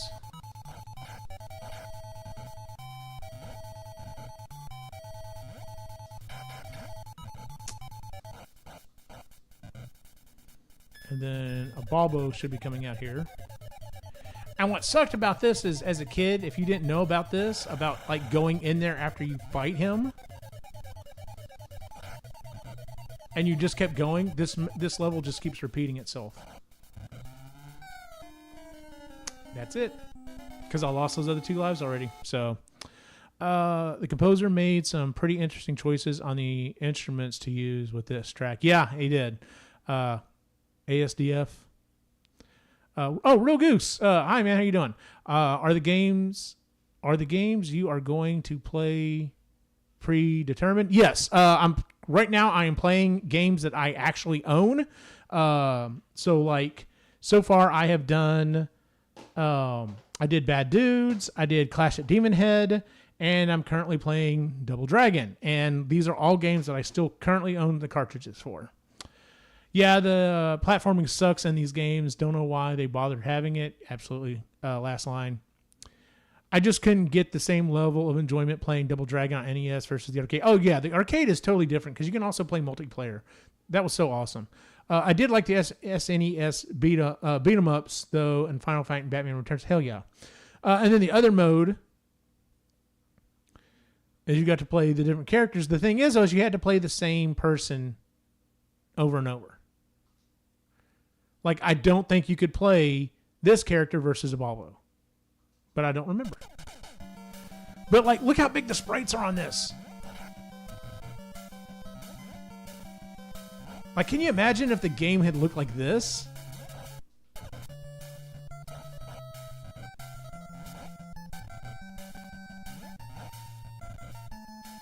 Like, would it have been worth playing the game if the sprites looked like this, were this big,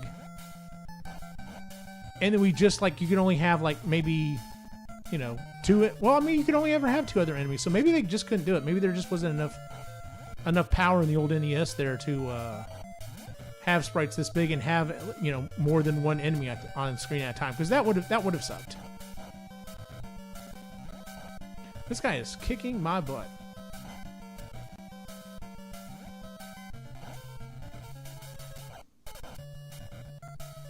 And I'm sure the reason why they put this in here is so that you could still say it was a 2-player game.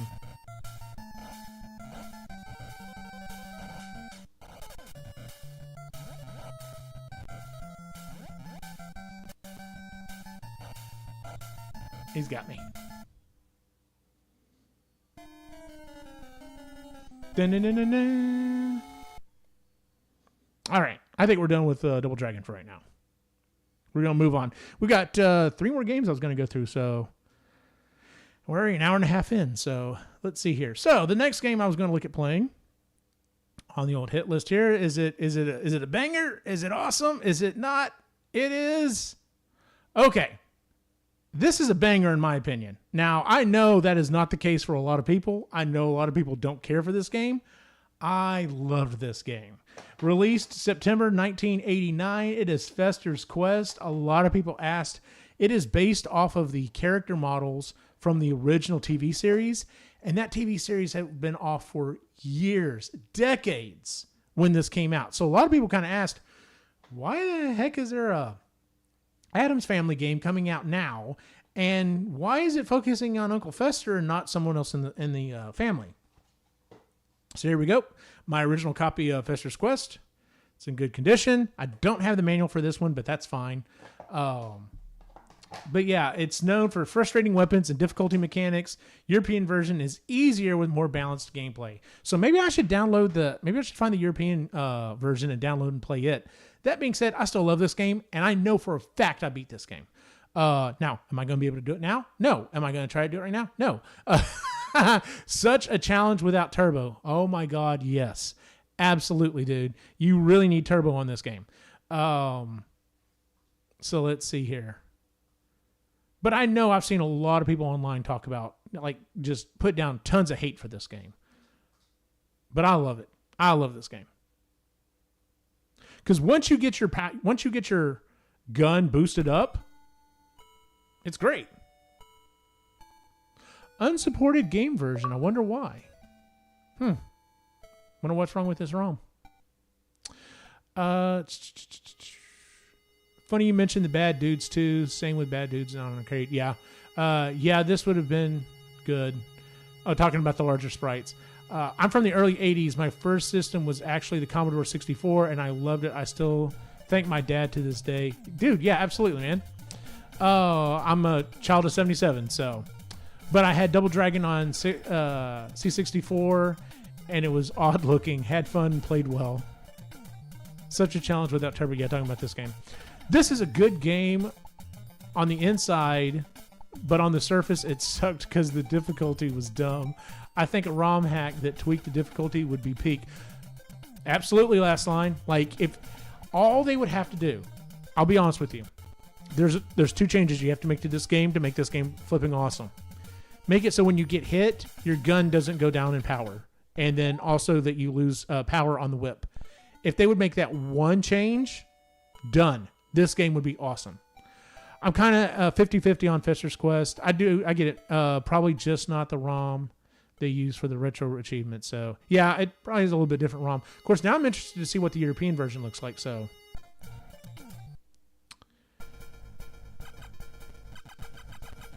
I know this controller has turbo. How do I activate it again? Is that the button?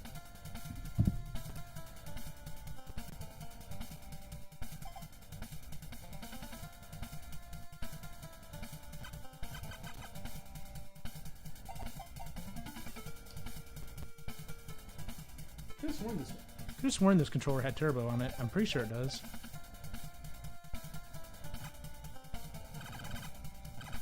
There we go. I got it activated. It just didn't give me... And so if you're wondering what we were talking about, if you've never played this game or anything, you can see I'm already down to 1 health.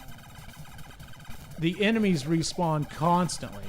But whenever you get a blue gun, or eventually when you get the whip, it causes it to get stronger. The problem is as you're going along, though, some of the versions get kind of wonky. The other thing is a lot of the weapons on here are based off of references from the TV series. So, like, you don't want to get the red gun. Not even going to worry about that dollar then. Some of the guns get kind of wonky, so, like now it's a wider range that it's going through.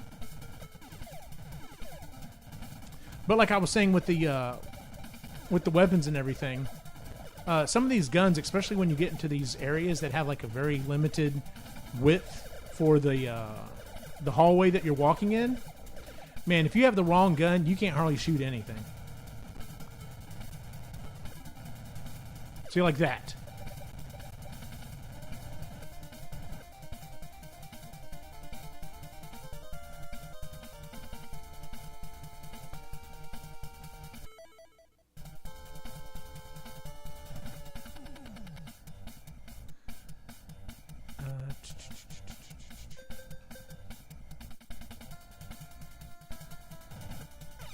There we go. So I bought a hot dog.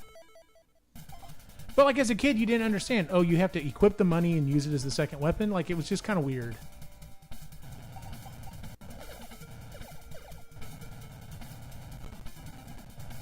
And I have no idea if I'm going the right way or not. All right. So now we're underground. So now we got to use a bulb.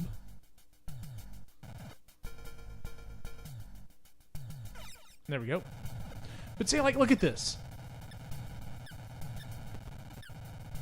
Because of the wonky way this gun shoots.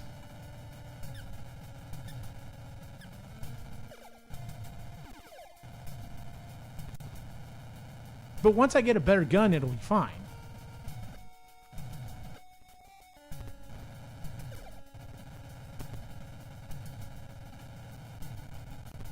But yeah, you have to have turbo on this.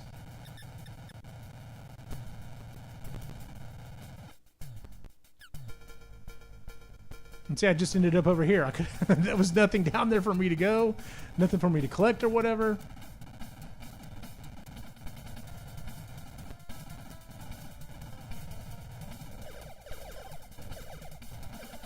But it was very much like Blaster Master in that way. And in fact, another way that this game is like Blaster Master is if you can do it just right. And I got to remember, oh, there's the whip. If you can get it done just right, I'm full health right now. So like I can't hardly kill that frog. There we go. So now it's like a bowling ball or something, and it's spinning around.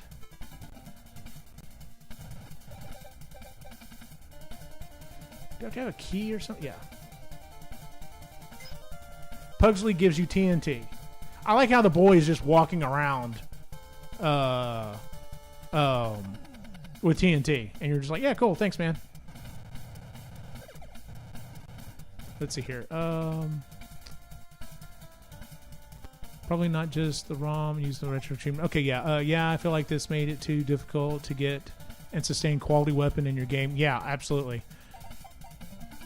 Music. That was the NES. It's all imperfections that made the game amazing. Yeah. Are you from Texas? Is that why it says Texas below? Texas below where? Oh, yeah. I'm from Texas, so yeah. That's the location pin. Whereabouts? I'm in Central Texas. I'm actually in Killeen, Texas. So, and did it get cold at all the last 3 days? It got down. We technically were under a frost warning, but it didn't. It didn't get cold enough to actually frost or anything. So, Wednesday give you vice grips. If I remember correctly, that causes you to, when you get the slowness, it causes you to not be slow anymore. But like, how would you know that as a kid? Like, as a kid, you're like, what is a vice grip? And apparently that is a reference in the game, or in the from the TV show.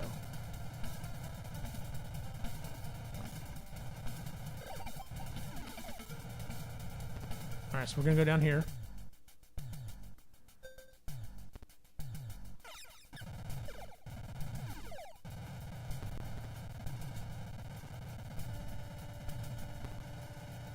But yeah, if you got like your weapon all the way beefed up, and see like there's a red gun in there, so you gotta be careful. But if you got your weapon all the way beefed up, man, you could just like mow through through bad guys.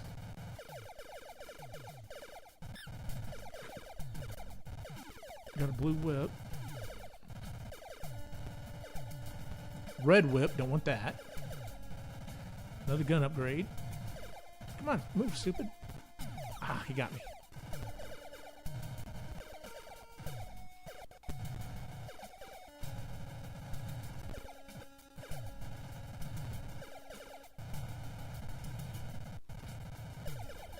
Yeah, I was trying to get over there to get some of those items.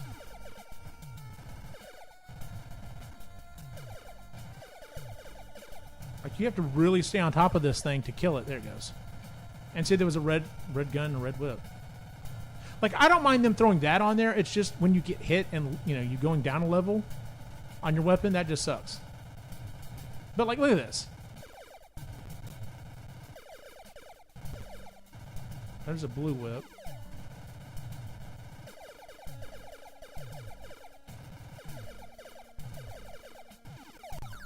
There we go. That's better. I think we're almost maxed out now on this gun.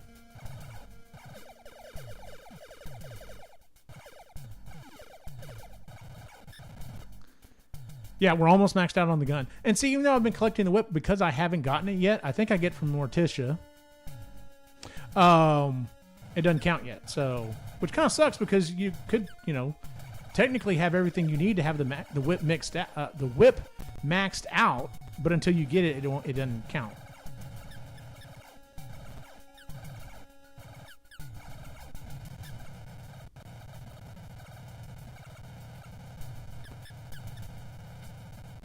How did I miss that rat? There we go. Oh, but what I was saying was, because I got sidetracked again. Much like in, not Bionic Commando. What is the name of the game that I was talking about earlier? Blaster Master. Much like Blaster Master, when you get to the bosses, if you can do it right, I believe you can use the old school version of slowing down time by rapidly hitting the start button to pause. I believe you can also use that trick on the bosses to kill them almost instantly. But don't quote me on that. I may be misremembering that.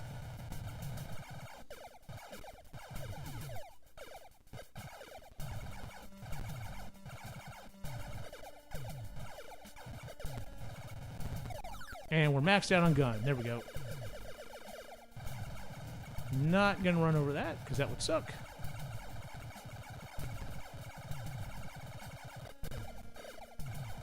But you can see I'm just mowing through these guys.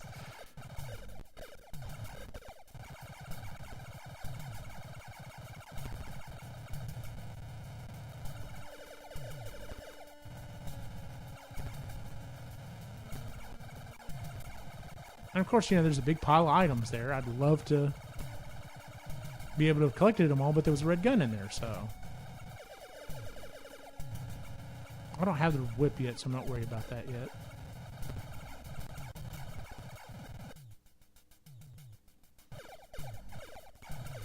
Rats ain't got a prayer.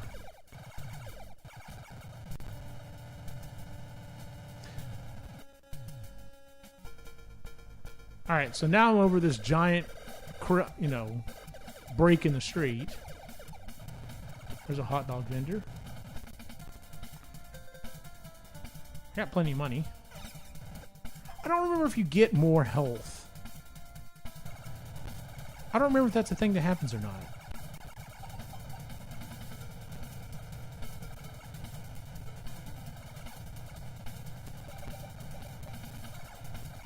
I want to get to at least one of these houses to show you, or not, maybe it's the houses, maybe it's the thing over there, to show you the first person mode.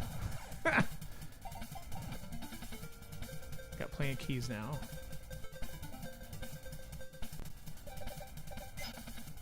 Thing gives you potions. I think the potion helps you with health.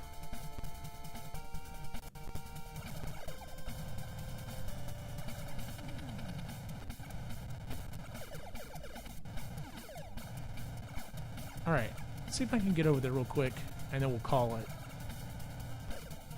Because if you've never played this game, the first person mode on this is weird. I'm sure if you're listening to this, you're just like, wait, what do you mean first person? I mean, yeah, there were other games that, you know, had a first person mode on the... There we go, here's one. And those enemies sucked. There we go. Oh man, that didn't want to do that. So literally left and right.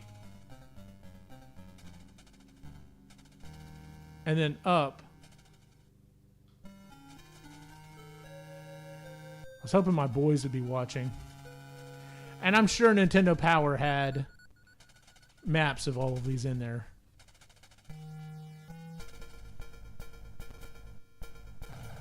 And see, like, did I miss something? Was there something in there that I missed that I should have gotten? I don't remember.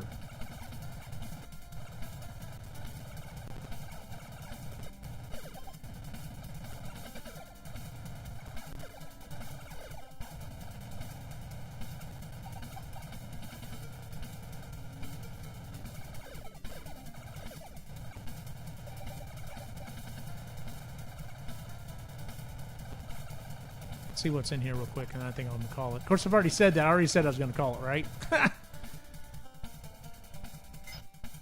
Thing gives you invisible potion. Okay. Yeah, I think I'm going to call it. All right. So that is Fester's Quest on the NES. So what do we got here? Does the red gun downgrade last line? Yes, it does. So it literally knocks you down a peg. Last line. I remember there were times you have to do that. I don't remember. There might have been. Kind of lazy on their part to allow it to pop up the pickups.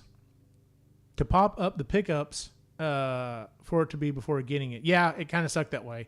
Real Goose, name top 3 NES games that you think most people wouldn't mention. So not super mainstream games. Ooh.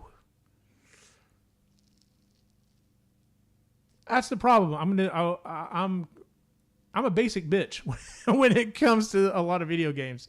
There are like this one, for example. This would probably be, if we're talking about games that most people don't put in their top 10, this would be one of mine. I love this game. Like I said, I know a lot of people don't like it. But that being said, I've always loved this game, and I know it's not going to make anyone else's top 10. I'd have to really stop and think about it, though.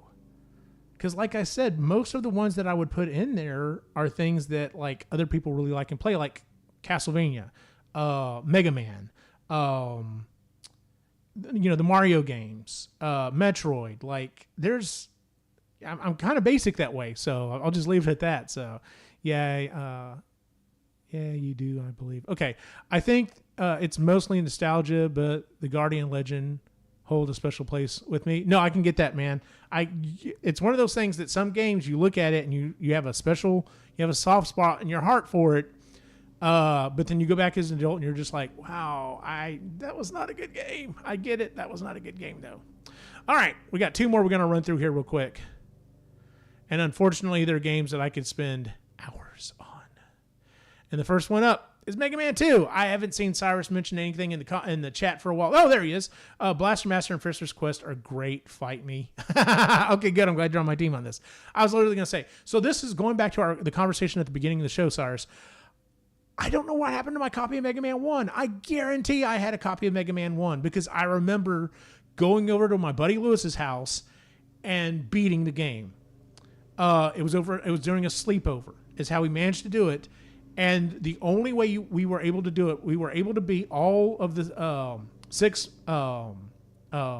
Robot Masters. The problem is you get to, I think it's the first or second boss thing that's at Dr. Wily's castle, and it's the one that like turns into all the balls, like the kind of sand or whatever, and it flies back and forth. That thing is almost impossible to beat unless you do the pause trick. If you use, I can't remember which weapon it is. It may just be the normal blaster, but if you hit it and hit the turbo button, like on the advantage, it would just sit there and keep like turbo pausing in and out, and that's the only way I was able to beat that monster. And then after that, I was able to beat the game. So, let's see here. It mostly thinks nostalgia. Nothing wrong with that.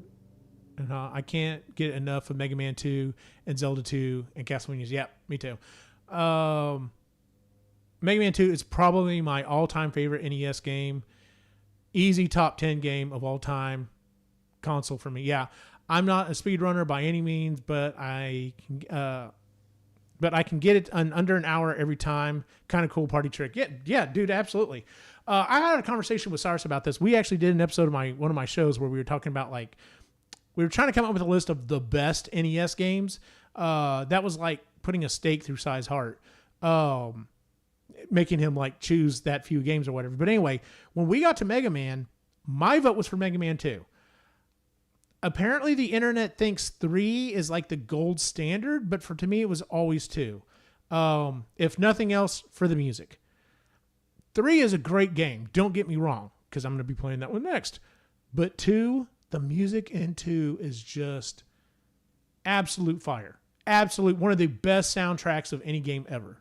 Released December 24th, 1988, introduced series staples like the E-Tanks and Dr. Wily's Skull Castle. The Robot Masters were originally designed and submitted to a Japanese gaming magazine. I've remembered that. That's one of those things as I was doing research on this. I had forgotten, but like as soon as I read that, I was like, oh yeah, I remember that. So, yep, my OG copy of Mega Man 2, great condition. I don't know where my Mega Man 1 went.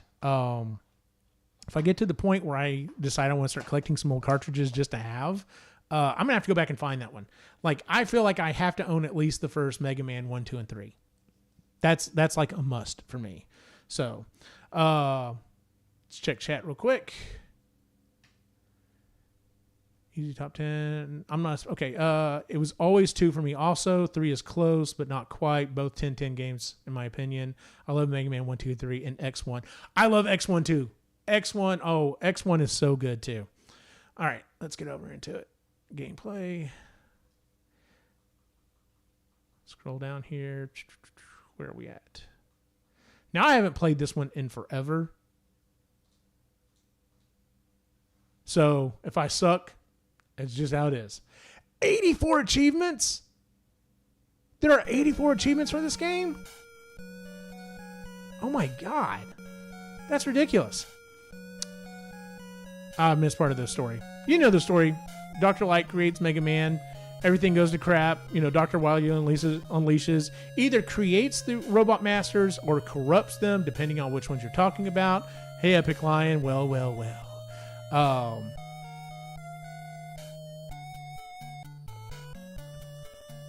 Here you go, baby.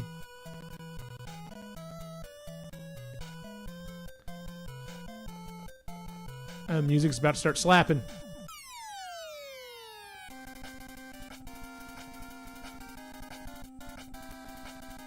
Dun, dun, dun, dun, dun, dun.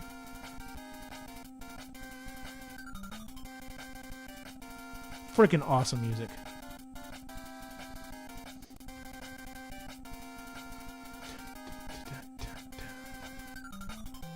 I could just sit here and listen to this music. This music is the jam, but we're going to get started.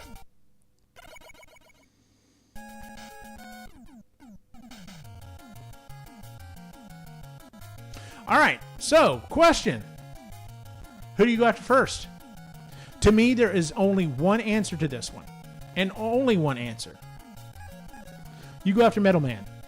The reason why is everyone else's ability takes an okay amount to shoot it, except for Metal Man's. Metal Man, once you get the metal blade, you can almost fire it constantly and almost always be able to keep it at a full charge, or at least a fairly high charge. The other thing is you can also shoot it all the way around you. Like, just hands down, this is the hands down best weapon. Also, this music is lit.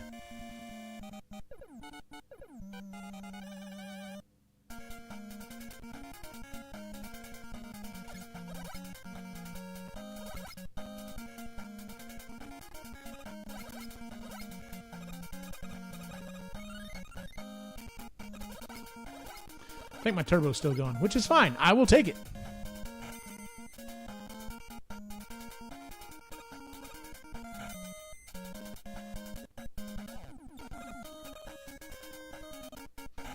Oh, that classic NES slowdown.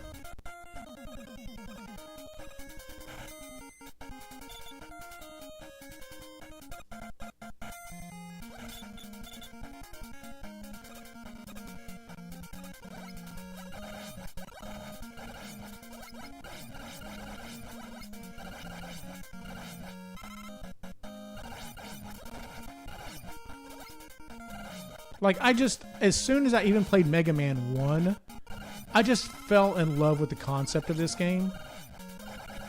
Of going around and, oh, sweet, and collecting the weapons of the enemies that you've defeated. Like, that just was such an awesome idea.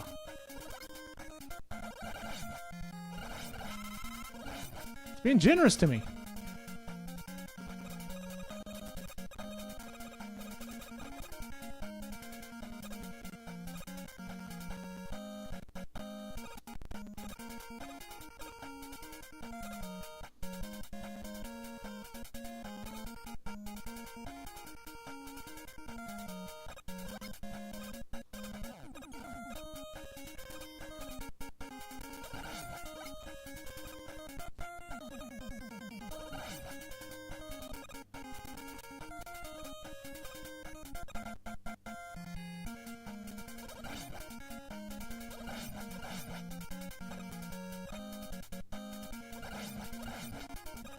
Man, it's giving me a lot of power.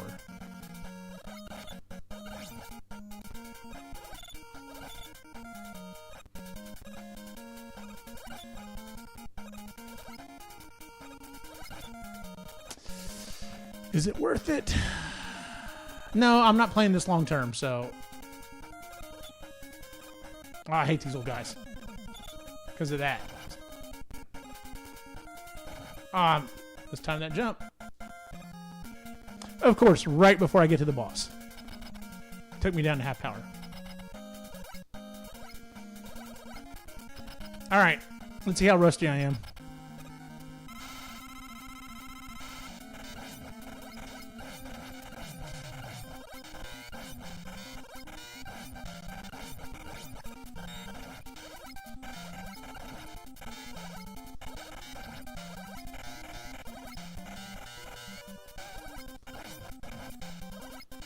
I think he's got me.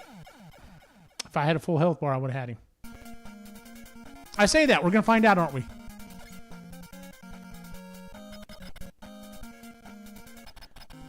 That's an awesome run he's got.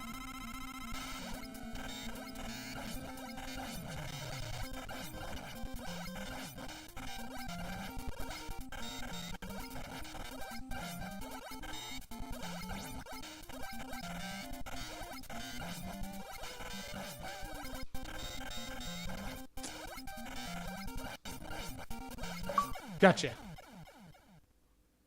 A bad dentist is the name of this achievement? Ha!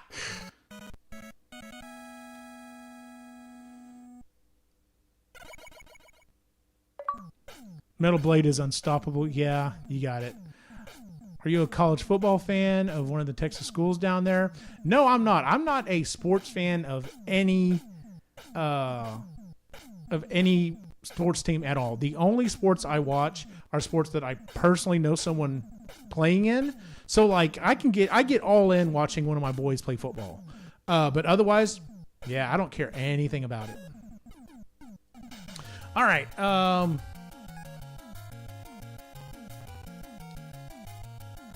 We'll go wood next, although I often will go bubble.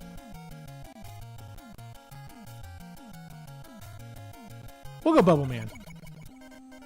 I think the music's better on Bubble Man.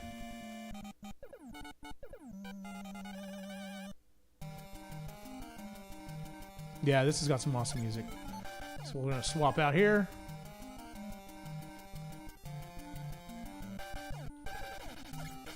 There we go. Like, look at that.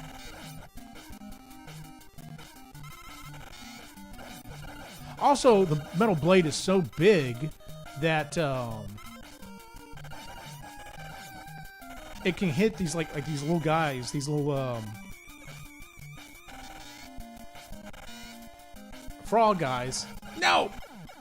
I knew I was too close. I knew I was too close.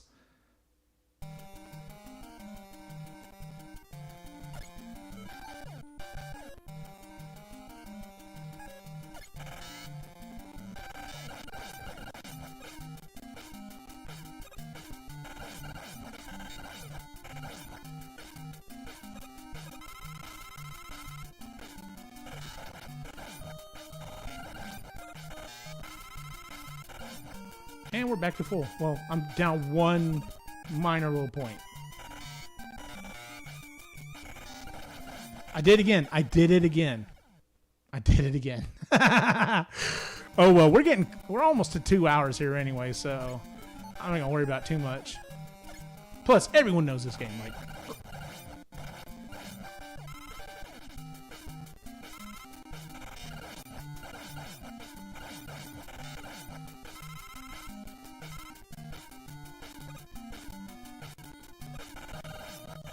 there we go.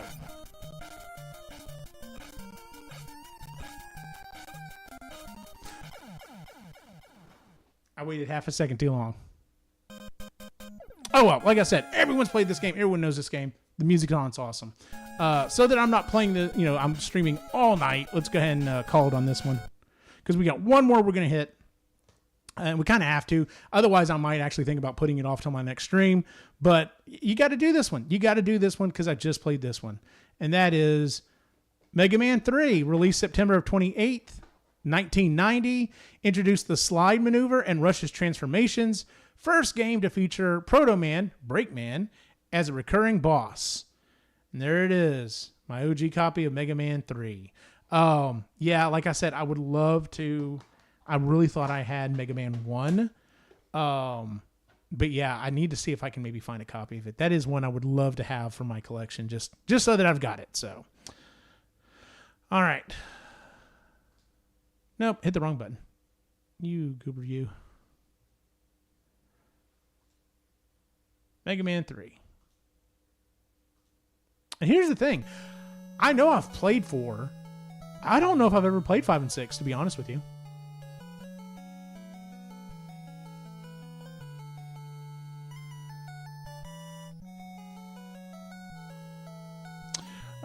Real Goose, I can play my own rendition of Flashman stage and Bubble Man on piano. Dude, that's awesome. I've never learned to play a musical instrument, and honestly, that's why I would. That is why I would learn to play a musical instrument, is just so that I can just randomly play old video game music on it, so... Lag is bad in Bubble Man stage. Yeah, it is. So Spark Man stage music. Dun, dun, dun, dun, dun. I'm trying to remember now. Who did I used to start with? Man, it's been forever since I played this. Who did I start with? I want to say I started with Magnet Man or Top Man. But I don't, for the life of me, I don't remember. I'm going to start with Magnet Man.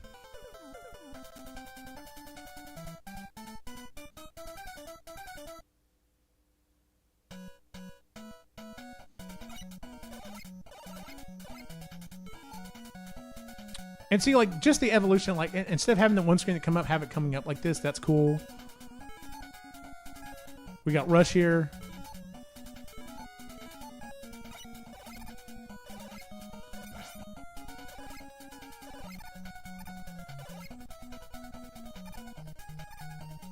It's just a cool effect on this game.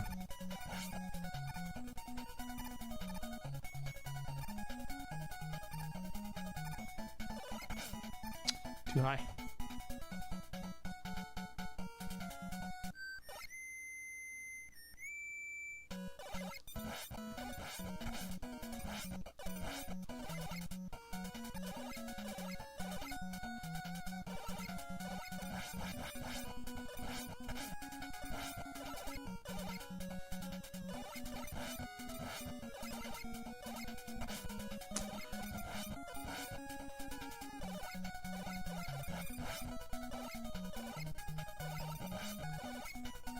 Not doing good. I should have beat him like 1,000 times over. There goes.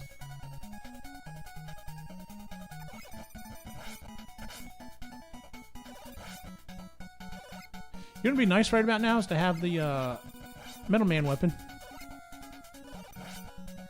And some health.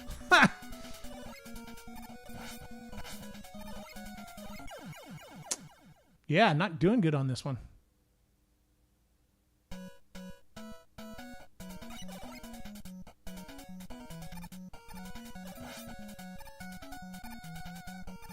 It's all good. We're just playing for fun. I'm not necessarily doing any achievement hunting or...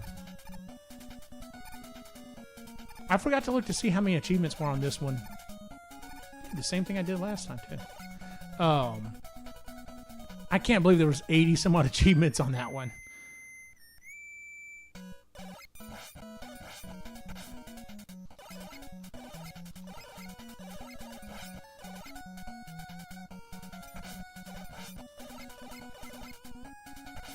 Wow. The slide does add a lot to this, though. My timing sucks. I keep getting too close to him.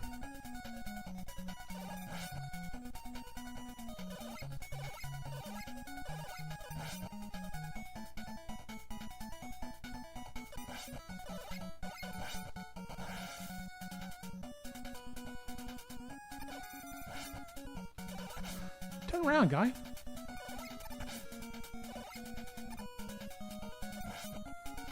Oh, thanks for that one little piece of energy.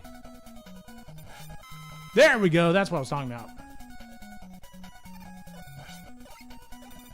Nice. Okay, good. We're back on track.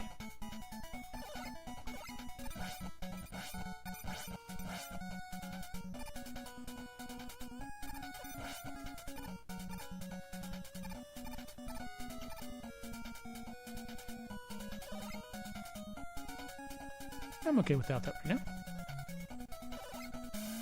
Oh, these stages. Oh my god, I forgot about these.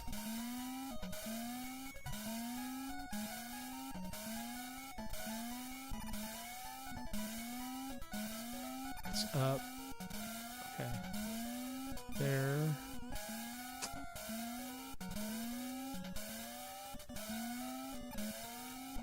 Too early.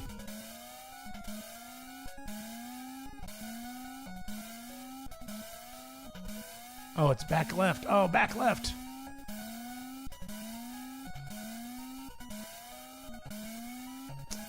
You know what?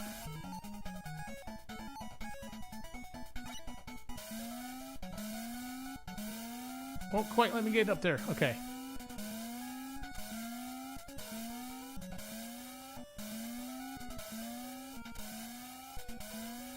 There we go. Thanks, Rush.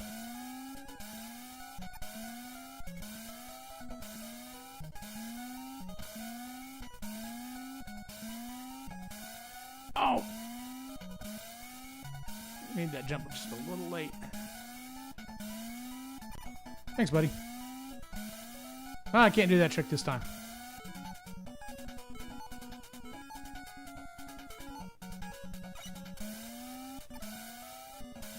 Up, over. Oh, and the magnet got me.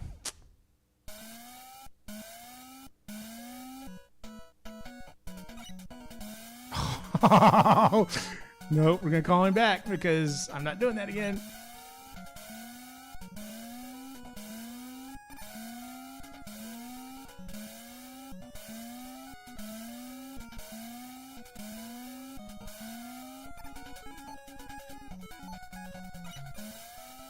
Over, up, over. Ah! That magnet, man. Got it. Down, up. Oh, that magnet got me. It pulled me over enough that I didn't make the jump, obviously. I think that's it. Yep, that's it. I know I only did one stage. I will definitely come back and play some of these again. But like I said, I've been doing this for over 2 hours now. And even though I'm off today, I do have other stuff I got to get done. So, yeah, I think we're going to call it quits. All right. Well, that was fun. Like I said, I've gone through about a third of the Nintendo games that I actually own in person. Yeah. And so I will probably, let's see, not tomorrow night. Tomorrow night, I actually have a different show. Tomorrow night is our creative show, and we're supposed to be doing an interview with a cosplay couple that I know, an award-winning cosplay couple that I know. So that should be interesting on the Creatively Geeky show. So I'll be doing that. And then Thursday night, Cyrus and I should be doing EG Live. Not sure exactly what all we're going to talk about. I think I've got 2 stories in there already. But we will probably, I will probably bring up, if nothing else, maybe we'll talk about the idea of modding retro consoles, like our thoughts and stuff like that. So if you'd like putting your 2 cents on that one, definitely show up for the show on Thursday. And then sometime this weekend, I will continue on playing my original Nintendo games that I've got, and I'll have all that stuff posted, on the site. So, thanks for everyone who joined in the chat. Let's see here. Real Goose. Let me make sure I get caught up real quick on everything. The trick on the stage is where you can jump really high with using the second player controller. I didn't know that. That's interesting. Mega Man 3 is not nearly as generous with health drops like 2 is. Yeah, absolutely. Disappearing blocks, my worst nightmare. Yeah, I always hated that part of the game. Forgot how it worked exactly. Okay, yeah, and the Nintendo Power key parts like this. That's why you want Rush Jet for that part. Yeah, no joke, man. So, because it was there is a certain reason why you go through the bosses in a certain way. Because there are sometimes you're just like, man, I've got to have something else to get to this. So, yeah, but like I was saying, so you did good work with this, man. Thank you. Oh, thanks, Real Goose. But somehow subscribed already in order to comment. Okay, cool. Yeah, I'm glad you were subscribed. But thanks to everyone who joined. Real Goose, Trichome, my boy Cyrus Martin, Last Line. Just scrolling through here. I hope I don't miss anyone. Trichome's was here. Thanks for stopping in, bud. My boy jumped in at one point. Epic Lion. Last Line was here, like I said. I want to say... Going back through here, Luke's Awakening was here. Yeah, thanks for joining, Luke. And if I missed anyone, I do greatly apologize. But thank you so much for always jumping in the chat. It always does mean a lot to me. It also makes it a lot more fun. Like, the reason why I'm having so much fun and enjoy doing this, which I didn't think I ever would, is because this is as close as I can get to sitting around and playing old video games with friends like we used to do growing up. You may not be sitting there on the couch next to me, but it's as close as we can get nowadays. So, that is it for the show. As you can always check us out at epicallygeeky.com, where you can find all the shows that we do, including the Epically Geeky Show, Marginally Geeky, Creatively Geeky, Sustainably Geeky, EG Live, and of course, EG Gaming. And if you would like to support us, you can always go to our merch store at tpublic.com/epicallygeeky, where you can find all the shirts that we made for our shows and everything else. Once again, thanks for everyone in the chat. So for everyone on the site and the chat, have a good night.